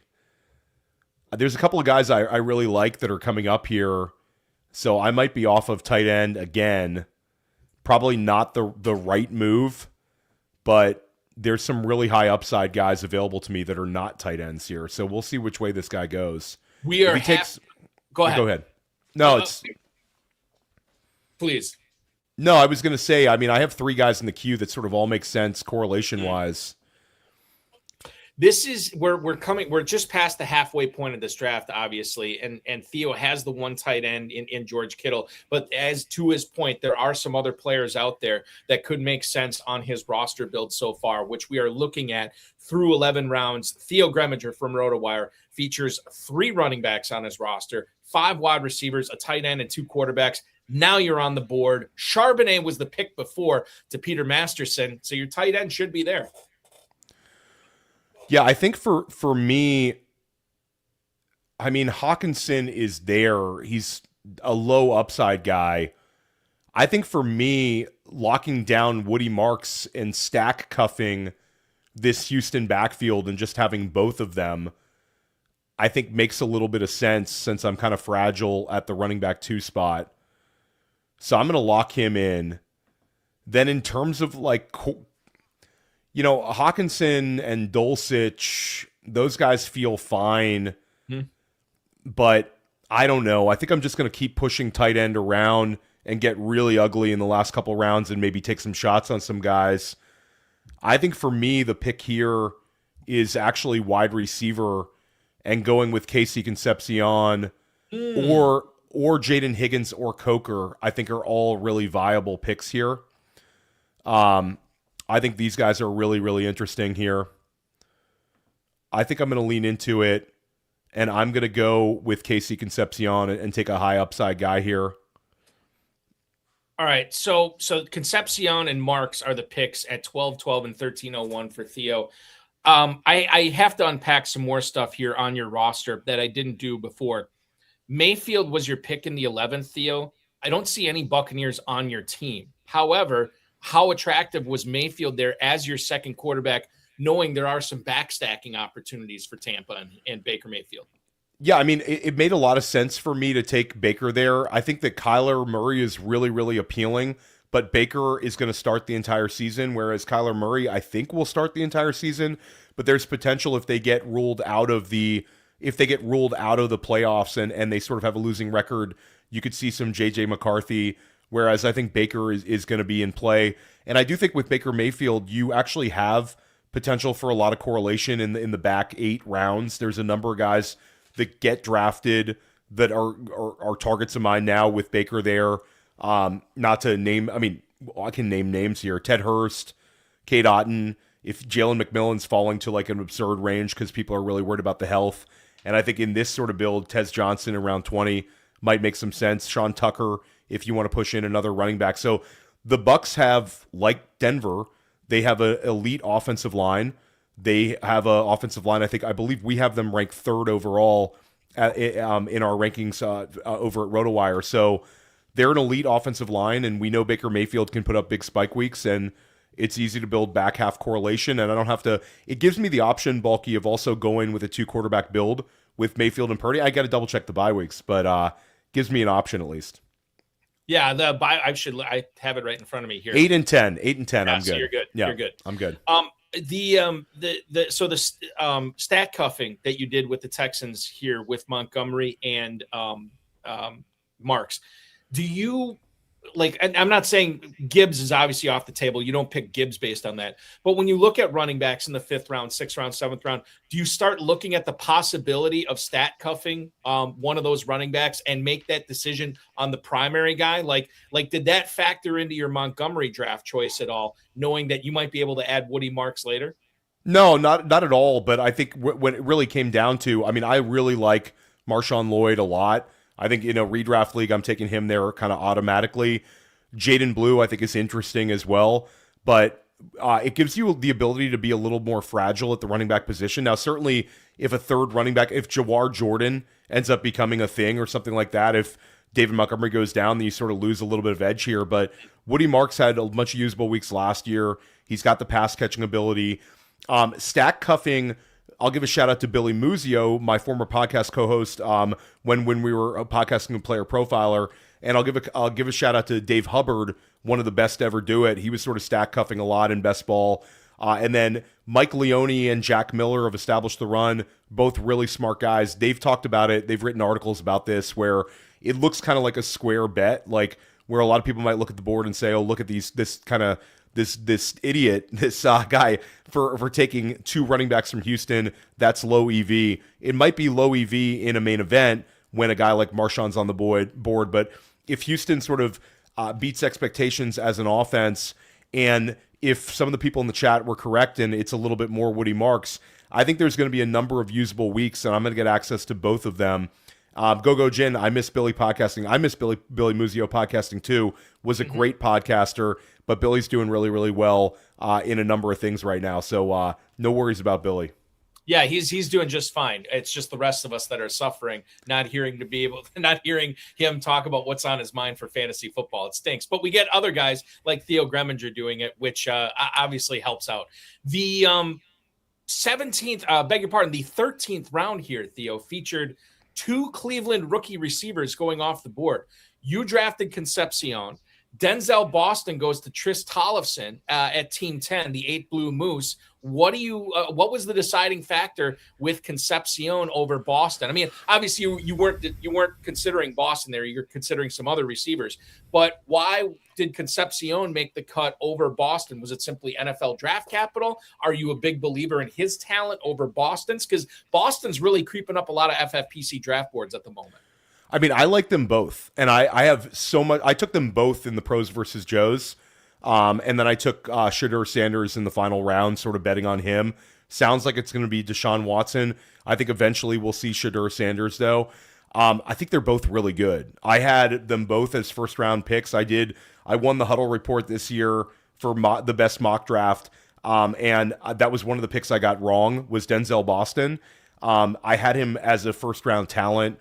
So I love the talent. I think when it comes down to it, it's just the types of profiles they are. It's going to be easier for KC Conceepcion to hit in sort of a lower scoring offense than it is Denzel Boston. Denzel Boston, some beat reporters comparing to like a Drake London type, but I think the fact that KC's there, it probably prevents Denzel from having getting that big slot role. He's going to be mostly an outside receiver. So you start talking about guys like Michael Pittman Jr., like Drake London. It could happen for him, but it might be a little bit more slow developing. KC Conceepcion, we could see utilized sort of like Zay Flowers, and we saw Zay Flowers thrive under Todd Monken in Baltimore. I think KC's a little bit of a better bet. If one of them's going to hit in year one, I think it's KC Conceepcion in a major way. But I think both of these guys are great players to have on your dynasty roster, because if Cleveland gets the quarterback position right in year two, next year when they draft a quarterback, then all of those guys could become major values. So I'm open-minded to both, and my bags are packed on. Denzel Boston's one of my highest rostered guys on like Underdog. I was drafting him super late. Now he keeps coming up and up and up. Theo mentioned it with dynasty drafts, and obviously both Boston and Conceepcion were first-round picks in a lot of FFPC rookie dynasty drafts this year. Don't forget, FFPC still has dynasty startups going on all the way through the start of the NFL season, both slow, and live drafts. They start at $100. They go up to $5,000. You can play fantasy football year-round against players like Theo Gremminger with FFPC Dynasty and Dynasty Empire Leagues. Remember, in those Empire Leagues, half the prize pool gets set aside each and every year. And for anybody who wins that league 2 years in a row, they not only get that year's purse, they get that huge Empire pot that's been building as well. MyFFPC.com is where to go if you want to play FFPC Dynasty Leagues right now. We're coming up on your pick here, a couple of picks here. I keep forgetting you're on the turn. We're looking at 14-15. You talked about Conceepcion here as a player that you do have a lot of shares of, and you drafted him here as your number 6 receiver. You have 4 running backs on your roster, the 2 quarterbacks. I know you tight end is a possibility here. We'll see what Peter Masterson does from the 2-hole to see what he leaves you. But I got to believe, Theo, one of these picks is probably got to be a tight end for you here, right? One of the picks will definitely be a tight end. I have a couple tight ends in the queue. I'm open-minded to a running back or 2 here as well. So I'm sort of open-minded to a number of things here.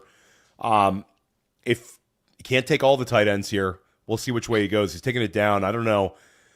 There's some interesting ways he could go about this one. There's also some interesting wide receiver values for him. We'll see which way he goes. I'm actually not sure. He's down to 10 seconds. Well, this is Masterson right now this is team 2. He's already got Mark Andrews, who he took in the 9th. He's already got Chiga Okonkwo, who he took in the 11th round. He does add another one here in Gunnar Helm. I don't know if that was one of the guys that you that was one of the guys in the queue for sure. But I get AJ Barner, who I'm very comfortable drafting here at the 14-12. So I'm going to lock in AJ Barner. And then I'm sort of open-minded to my next pick here. It could easily be another tight end. Oh, and get your 3rd tight end in the 15th. Okay. There's also a couple of wide receivers. I'm starting to be you pretty mentioned good some at running backs in the queue too, Theo. I think okay, so while Theo is thinking about this, we talked about a lot of different ways to go, and I'll ask a question about balance here when Theo makes his decision. But there are running backs, there are receivers, there are tight ends, and certainly having just Purdy and Mayfield as his only two quarterbacks, you could look at a third quarterback here, or maybe let that go, or maybe just be done with the quarterback position. Theo, you can go pretty much any which way here, and whatever you say is probably going to surprise me. Yeah, I don't think there's really an edge pick here.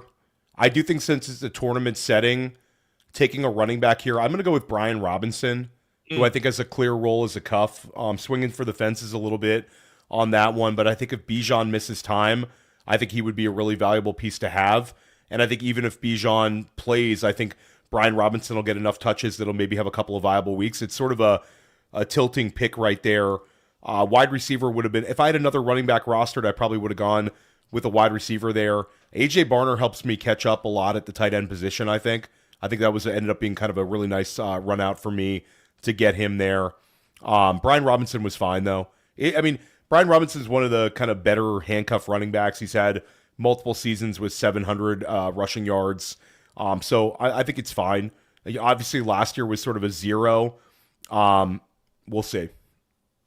Theo grabs Brian Robinson, followed by Isaiah Pacheco to Masterson with the 1502 pick. In regards to Barner and that Seahawks offense, two big changes there, right? You lose Clint Kubiak to the Raiders, and you replace him. And I always forget the dude's name. The guy who was the tight ends coach for the Niners is now the Brian Fleury. Thank you, Fleury, who yes. was an undefeated high school quarterback. Wow. He won a state championship in Maryland. A little fun fact there. You've forgotten more about football than apparently I'll ever know. I never would have pulled something like that out. But yeah, good to know about Brian Fleury, who's the new OC there. And then obviously no Kenneth Walker, but they've replaced him with Jadarian Price. I guess this applies to AJ Barner as well. But Theo, how do you think? And I've been watching Hard Knocks, trying to glean information from this, and the only thing I've been able to see so far is maybe Rashid Shaheed gets a bigger role this year. How do you think the offense changes in Seattle now with no Kubiak, no Walker? Yeah, so it's interesting. I don't know how much they're going to change. I do know that Rashid Shaheed is a player that I've drafted a lot of, where you don't have the midseason trade. You have the full offseason to sort of ramp him up. And I think it makes sense that he would be highly utilized. There's been some positivity with A.J. Barner as well. We know that's a sort of a Mike McDonald favorite. I think we'll see a little bit of more of Elijah Arroyo this year as well.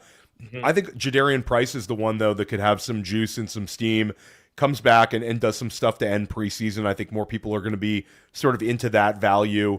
And I think that the notion that George Halani and Emmanuel Wilson are going to sort of hold him back could end up being something that we sort of forget about by the time we're drafting in Vegas.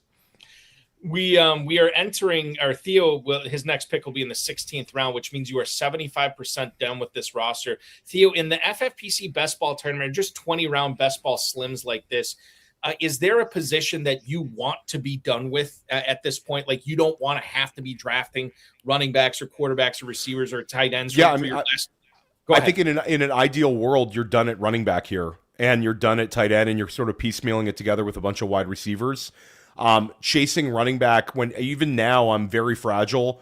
I'm at a 5 running back build, and one of them is the Houston stack cuff. So for me, being done at, really, you don't want to be chasing it at tight end. You don't want to be chasing it at running back. Really, in the last 5 rounds, I think the wide receivers are usually the most appealing picks.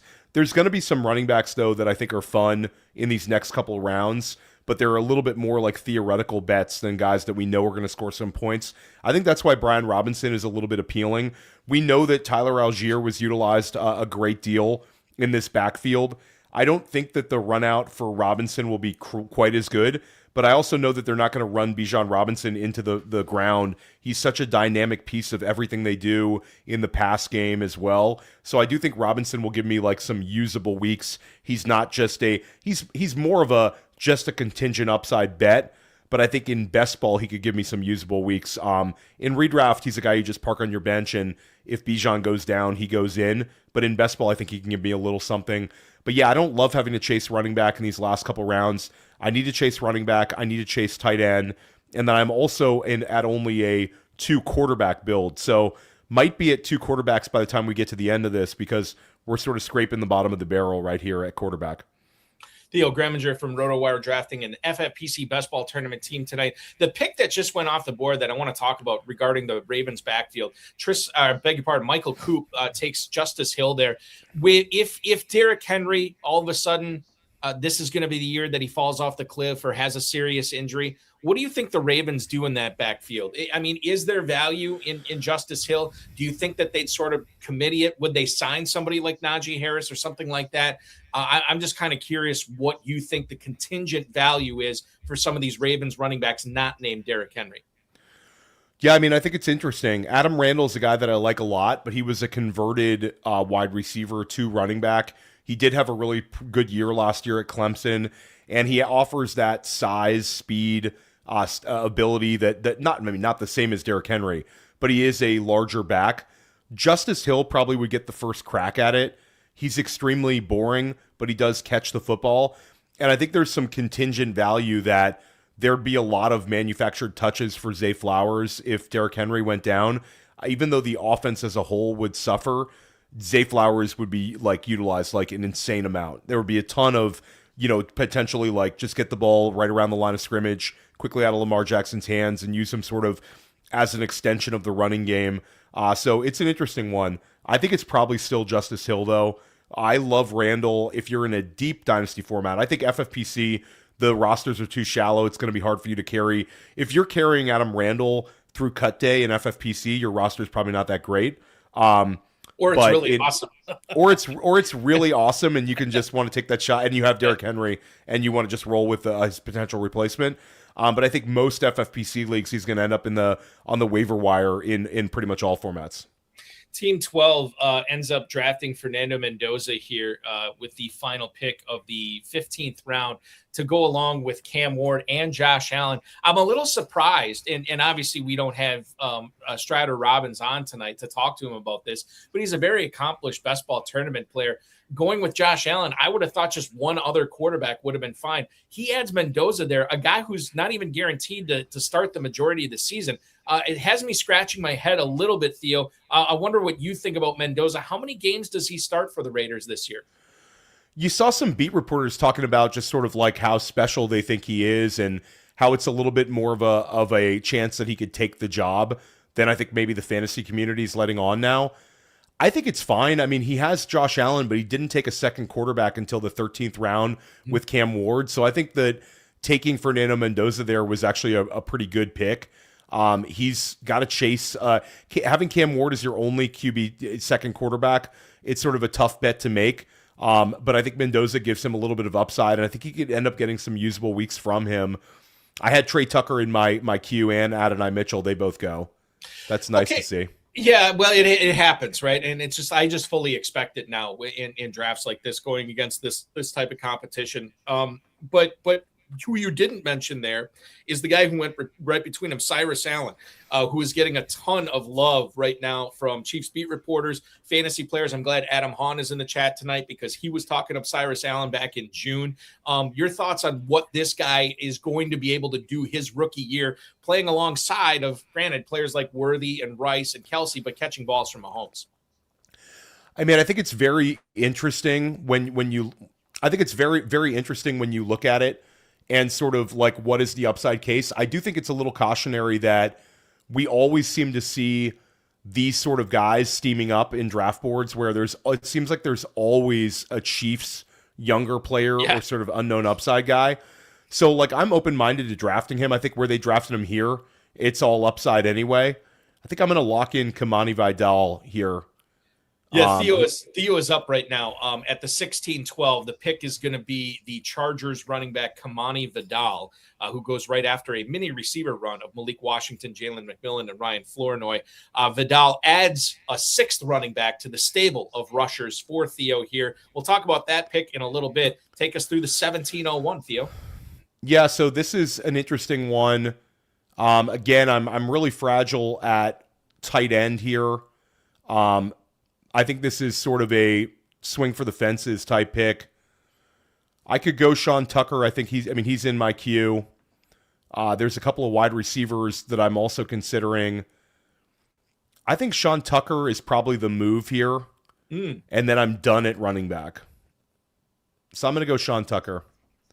Jahmyr So I get a Gibbs- little bit of, yeah. Go ahead. There you go. No, I was going to say I get a little bit of, I mean, Sean's right. He was in my queue. I had LaQuint Allen in the queue as well, which would have been an interesting pick, but I don't necessarily need the 7th running back, but I think it's based on the fact that it's Brian Robinson, Kamani Vidal, and now Sean Tucker. If I get usable weeks out of the 2 of the 3 of those guys, it's sort of if Bucky Irving were to go down, I think Tucker would be really interesting. Kamani Vidal, we already know about his contingent upside, and we know that Harbaugh really likes him. And then do they want to keep Bijan Robinson sort of upright? Do we get some Brian Robinson sort of usable get-by weeks? Really, the swing for the fences guys were Vidal and Tucker. Robinson feels like kind of a structural pick, but I'm done at running back now. I probably need another tight end or 2, and then it's wide receiver. So 3 more picks, and then that's it. And I think quarterback, I'm a 2-quarterback build here, Bulky. It certainly seems that way. I mean, you're looking at who did just went Tagovailoa, and that was the 31st quarterback. So I think you're probably better off ignoring that position and focusing in on receiver and tight end here. I just to go back to the Vidal pick, the Mike McDaniel comment, we talked about that with Hampton earlier. How did you feel about Vidal before he said that, or maybe you just feel the exact same with what he could do and the contingent upside? Granted, if Hampton goes down, he's still got to deal with Keaton Mitchell there too. Yeah, I mean, I don't put too much lip service into the Mike McDaniel comment. I think it's still very much Omarion Hampton's backfield, and then Keaton Mitchell is the guy they're working in. I think if it was a negative game script, and I think that Chargers were trailing, do we see Kamani Vidal used as like the receiver out of the backfield, like we saw down the stretch when Hampton came back from injury? I think there's a lot of like scenarios here where you could see some Vidal usable weeks, but I talked about this on another show where Omarion Hampton, maybe you don't want to take him at like the 202 because you're scared, but that shouldn't make you get off of him at like the 209, 210 level. The touchdown upside is just too strong for him, and we know Mike McDaniel backfields have produced just big-time major scorers year in, year out with Achane and Mostert, so Hampton is still the best bet there. Going back to the Tampa backfield, you just took Tucker. I think it's weird with Bucky Irving. I had been on the Irving. I was off the Irving train, I should say, early on when he was going so high. And then I think Adam Levitan from Established Run was just talking about this. He saw the fantasy reaction of everybody collectively being down on Irving that he fell so far that even Levitan didn't like him. He started taking him. And I still, in the back of my mind, I like Irving at a certain value, but I know that he got 0 carries inside the 5-yard line last year. Sean Tucker is pretty good at the goal line. And then they do have a pretty good pass catching maven in Kenny Gainwell that they gave decent money to as well. Now, I don't think that's going to stop Irving from catching passes this year, Theo, but I do think it's a little bit interesting that we see this guy slipping, and you can tell yourself a story where Tucker's getting the goal line, Gainwell's getting the catches, and Irving might just be getting, sort of like scraps in that offense. I don't know if that necessarily happens. Certainly he's the top Buccaneers running back drafted, but it is a little concerning to me, even still at this lowered ADP for Irving. Yeah, it's interesting. I mean, a lot of times drafting the running back 3, this is the kind of offenses that we want to chase the running back 3 from. The uncertain nature of whether Bucky Irving can sort of hold up after having multiple injuries last year and then missing OTAs, the shoulder, all this sort of stuff with him. I think that's an interesting one. But the Bucs and the Chargers, a lot of times we're sort of ignoring the RB3 overall in this sort of contest, and I think that's probably the correct way to play it. But if an RB3 is going to hit, we want to chase a great offense like the Chargers, especially a player with pass catching ability like Vidal, or basically an injured situation and a very good offense with Tampa Bay and Sean Tucker. Tucker's good. We know he had like that RB1 overall week. I think he had 2 top 5 weeks that year. But it's really the touchdown upside where, like you said, Gainwell would take on a huge role, but could there be a scenario where Tucker falls in the end zone 7-8 times this year if Bucky Irving does get banged up? I think that could be the case. Well, you took Mayfield, you took Tucker. Obviously, I'm big on the Buccaneers this year. I think with as bad as they were beaten up, like across the board, receivers, running backs, Mayfield, the offensive line, everybody was just torched on that team, and it showed. And even when these guys started to try to play through injury, you think about Egbuka and Mayfield later on, and they just couldn't get it done because they were too hurt. I think this year, coming into the season healthy, and I know what a big fan of Egbuka you are, I just think that Buccaneers offense is ready to pop. And I wouldn't put it on the same level of Jacksonville where I'm just trying to get any piece of it like I am with the Jaguars. But Tampa Bay is right up there for offenses that I want to be in on this year, Theo, just in sort of general with all their players.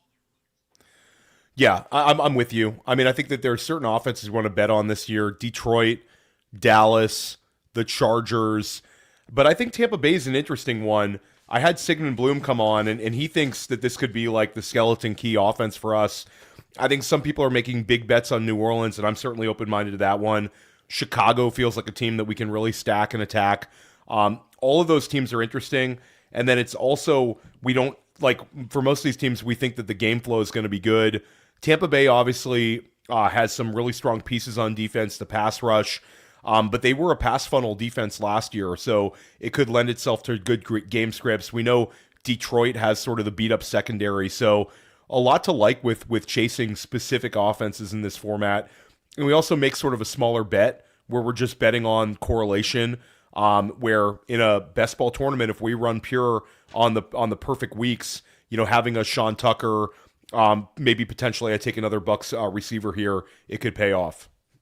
FFPC Chap Leagues is not something I brought up yet tonight, but I will right now because I think the strategy changes in that as well. If you're drafting in an FFPC Chap League, you're not trying to be the best team. You just want to be the surviving team, the team that's not eliminated, the team that is not the lowest scoring team on any given week. That is how you win your league. In fact, if you are not the lowest scoring team in your league at any given week in the season, you win your league. You can win cash. You can win FFPC Big Gorilla or FFPC main event entries. Those leagues start off at $35. They go up from there. All those teams that are eliminated, their players go right into the free agent pool. You can bid on them and acquire them and create these super teams. Chop leagues are a lot of fun. MyFFPC.com is where to go to play in chop leagues. Theo Gremminger from RotoWire is playing in an FFPC Best Ball Tournament team draft tonight, and he is on deck. No, he is on the clock with the 1812 and the 1901. Theo, take us through the thoughts that you're processing at the moment. Well, I'm getting sniped right and left here at the tight end position where Jake Tonjes, Darren Waller, and Michael Mayer goes. So I think I'm going to force a tight end pick here. I'm also going to get correlation. So I'm going to lock in Ted Hurst and lean into Tampa Bay. And then I think I'm going to lean into sort of the stack cuffing argument here. And I'm going to go with, I took AJ Barner. I'm going to make a bet on Elijah Arroyo here, who's got some positivity and buzz out of camp. He's entering year 2, day 2 draft capital. I think the fact that I have AJ Barner makes me like him a little bit more here. Mm-hmm. And tight end is completely beat up right now. So I don't think there's another pick for me here. There's a couple of interesting tight ends, but I think for me, I'm just going to lean into it. And I'm going to own the Seattle tight end room. Arroyo joins A.J. Barner on Theo's squad. The real-life Seahawks teammates become his number 2 and 3 tight ends on this roster. And obviously, if you are going to win the $400K with this, this tight end room obviously has to come through. Kittle, we don't know exactly when he's going to be active to start the season. It seems like it's trending week 1. Theo, are you of the belief that we will see Kittle in Australia when we're? I don't know about the. I wouldn't make him take that plane ride. It's a horrible trip for him.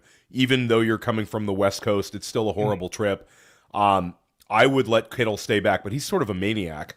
The guy might just want to go to Australia and play and put up just a monster number. So never say never, but I wouldn't mind it. But I also get the Seattle guys, so I'll be enjoying those first 2 games out in Vegas, Bulky, Wednesday night and Thursday. Yeah, it's going to be fun. Wednesday and Thursday this year, which is a little bit different than what we've had the past couple of years with Thursday and Friday. It's going to just make more drafts more fun on Friday night with nothing there, with no games going on. Quinshon Booty is the pick here from Corey Heath. The Donald ends up taking Booty, and I think he is a fascinating player right now because he's been doing very well in training camp, and yet he is blocked by AJ Brown and Romeo Doubs, two players that have equally been like getting a lot of pub from the beat writers there and fantasy players alike. But Booty is one of these players that I don't think he's going to be moved. I mean, my co-host for the HSFFO, or Farrell Elliott, says you don't usually see trades like this go off right before the start of the season, but it's a possibility. Do you think Booty gets moved, or is he on New England this year? Because certainly if he's on the Patriots, not all that great, but if Brown or Dobbs are to miss time, there's some contingent upside here in the 19th round for Booty. You know, I think they're going to eventually just hold on to Quinshon Booty. I don't see a reason why they are, a Super Bowl contender, a team that was in the Super Bowl last year, why they would move a piece that was good for them last year. So I think Booty eventually just stays with New England. I think that it could be a great run out for him if he lands in the right situation, though. He's got talent. He's young enough. We know he had some spike weeks, and he actually drew a higher number of targets for consecutive weeks from Drake May. We look at Drake May like down the stretch his rookie year. They use Quinshon Booty a lot, and we saw it also last year at times. So I eventually just think they just hold on to him, though. It doesn't make sense to move it, unless there's some sort of friction, like we saw with like an AJ Brown situation in Philly. Moving a player that sort of helps you win, especially when his contract is cheap, there's really no reason to do it in the NFL. So I think New England will just hold on to him. Yeah, and it was the opposite for Booty, right? Because like when the Brown rumor started, I mean, this is a guy that was working out. He never had one bad thing to say, kept his head down and kept working hard, showed up to minicamp, OTAs, training camp, and it was the exact opposite of what you heard with AJ Brown in Philly. So he's definitely doing his part to do whatever he can to further his career, whether that's in New England or maybe setting himself up for a second contract here coming up in the next year or two. We have now entered round 20 as Theo anxiously awaits his final pick here. We mentioned that you were trying to get pieces of the Browns offense. Fannin, the two rookies we talked about. What do you make of Jerry Jeudy? Is he kind of lost in the sauce here, or is there still something of a best ball value to be gained by taking Jeudy late? I mean, I think there's some interesting value in it because there's a chance he gets moved. I think ultimately Jerry Jeudy can end up playing somewhere else. The team likes Isaiah Bond, who's a year two player. And then the team obviously likes Casey Conceipcion and Denzel Boston a great deal. So I think if Jeudy gets moved, he could have some usable weeks. But this is about right. I mean, I think he's a final round type guy. We're not used to seeing him go in this range, but you could do way worse with your 19-20 turn right there than David Njoku and Jerry Jeudy. I think that went pretty well for Team 12. This was a draft that filled pretty quickly once we announced that it was going to be on Insider Access. However, if you don't want to wait around for drafts at all, check out FFPC Player One. Once you register for a Player One draft, you are drafting right away against 11 smart FFPC CPU players, many different profiles, dozens of different profiles. So it's not just based on ADP. You're going to get some crazy tight end people. You'll get some running back stackers. You'll get some zero RB players in there. You never know what's going to happen, but you can win real money on that. Those drafts start at $10. They go up from there. You can win free entries into the main event and the big gorilla. Check out FFPC Player One at myffpc.com right now. You never know. You might like it. Some people were skeptical and then they tried it and now they've done, a couple dozen of them. We're coming up on the end here, Theo. We don't know who your last pick is going to be, but if you were to give your team a letter grade tonight from the one spot, and you can be as harsh as you want or as easy of a grader as you want, where does this team land in as far as a letter grade goes and the potential for this team getting hot and maybe winning the 400K? I would say it's a B. I need to have some work at running back, and actually, I have Gibbs. So I mean, I think it's a solid B. I think it's not the worst team I built. And I think I have outs. I think I can win this league. I'm going to need Baker Mayfield to run pure. I'm going to need Brock Purdy to run pure. But I think I have enough at the running back 2 position that if Jahmyr Gibbs just stays healthy this year, this team has a lot of juice. I like the way that the wide receiver run out went for me with the BTJ pick, the Stribling pick, the KC Conceepcion pick. So I don't dislike this team. The one is really fun, but then it can get tricky at times, and I think I sort of treaded water in this draft pretty well. I like the Vidal and Tucker and Hurst picks in the back half. Arroyo was the tilting one. Yeah, I mean, Sean, that sort of would make a little sense, but I don't think I'm going to go 2 QB build on this one. I think if I was going to take another quarterback, it would probably be Shedeur Sanders here. Yeah, the Sean Watson goes right before me. Right. Sean Green, our noted 49ers fan, hanging out with us tonight, trying to get to sell you on Mac Jones. It didn't happen. Who is Mr. Irrelevant of this draft going to be, Theo? The best first name in football. It's Theo Johnson. I'm taking Theo Johnson for my final pick. We start with Theo Gremminger and we end with Theo Johnson as the final pick tonight. You can compete against Theo and join one of these drafts as well at myffpc.com to get some of the best advice, maybe the best advice in the business. Go to rotowire.com. There you're going to find Theo Gremminger's rankings, his advice, his articles, his podcast. He is the lead NFL fantasy analyst and content director for that website. You can check out his work there as well as the OG Fantasy on X. Theo, this was great, man. Enjoy the rest of drafting season. Thanks so much for drafting with us tonight. And we will see you in Las Vegas, my friend. Yeah, I can't wait for Vegas. Shout out to everybody in the FFPC chats. I'm going to be drafting pretty much all day Thursday, and I'm in the post-game main event. Varsity in the morning with Andrew Schellenberg and Dan Williamson. Then Dan Williamson and I split a team in the main event. I think we're doing 2 together. Dan's going to do that post-game with me as well. So, yeah, definitely looking forward to seeing everybody. Might draft on Friday there as well, still up in the air. Yeah, we'll see. I will definitely see you in that varsity draft. I think I'm facilitating that one. I usually facilitate that one. Yeah. So I will see you there, Theo. And good luck, man, in all your leagues this year. Really appreciate you carving out some time for us. No, thanks for having me on. And if you guys do want to get access to RotoWire subscription, support the work I'm doing over there, use code Theo20. It's going to get you 20% off of any sub. That code, once again, THEO, the number 2, the number 0, Theo20 for RotoWire.com's discounted access. For Theo Gremminger, for Dave Terpoilli, for Matt Deutsch, our producer tonight, I'm Eric Balkman. I want to thank each and every one of you for watching, listening, streaming, downloading. Next Thursday night at 7 o'clock, we're going to do this again. We got another FFPC live best ball tournament coverage, this time with Justin Herzig from FF in 60 and Establish the Run. He's going to draft and go for the 400K. Will he do it? I don't know. You can tune in next week at 7 p.m. Eastern time for that. I'm Eric Balkman. This has been FFPC Insider Access live on the Better Sports Network. We'll talk with you again next week, everybody.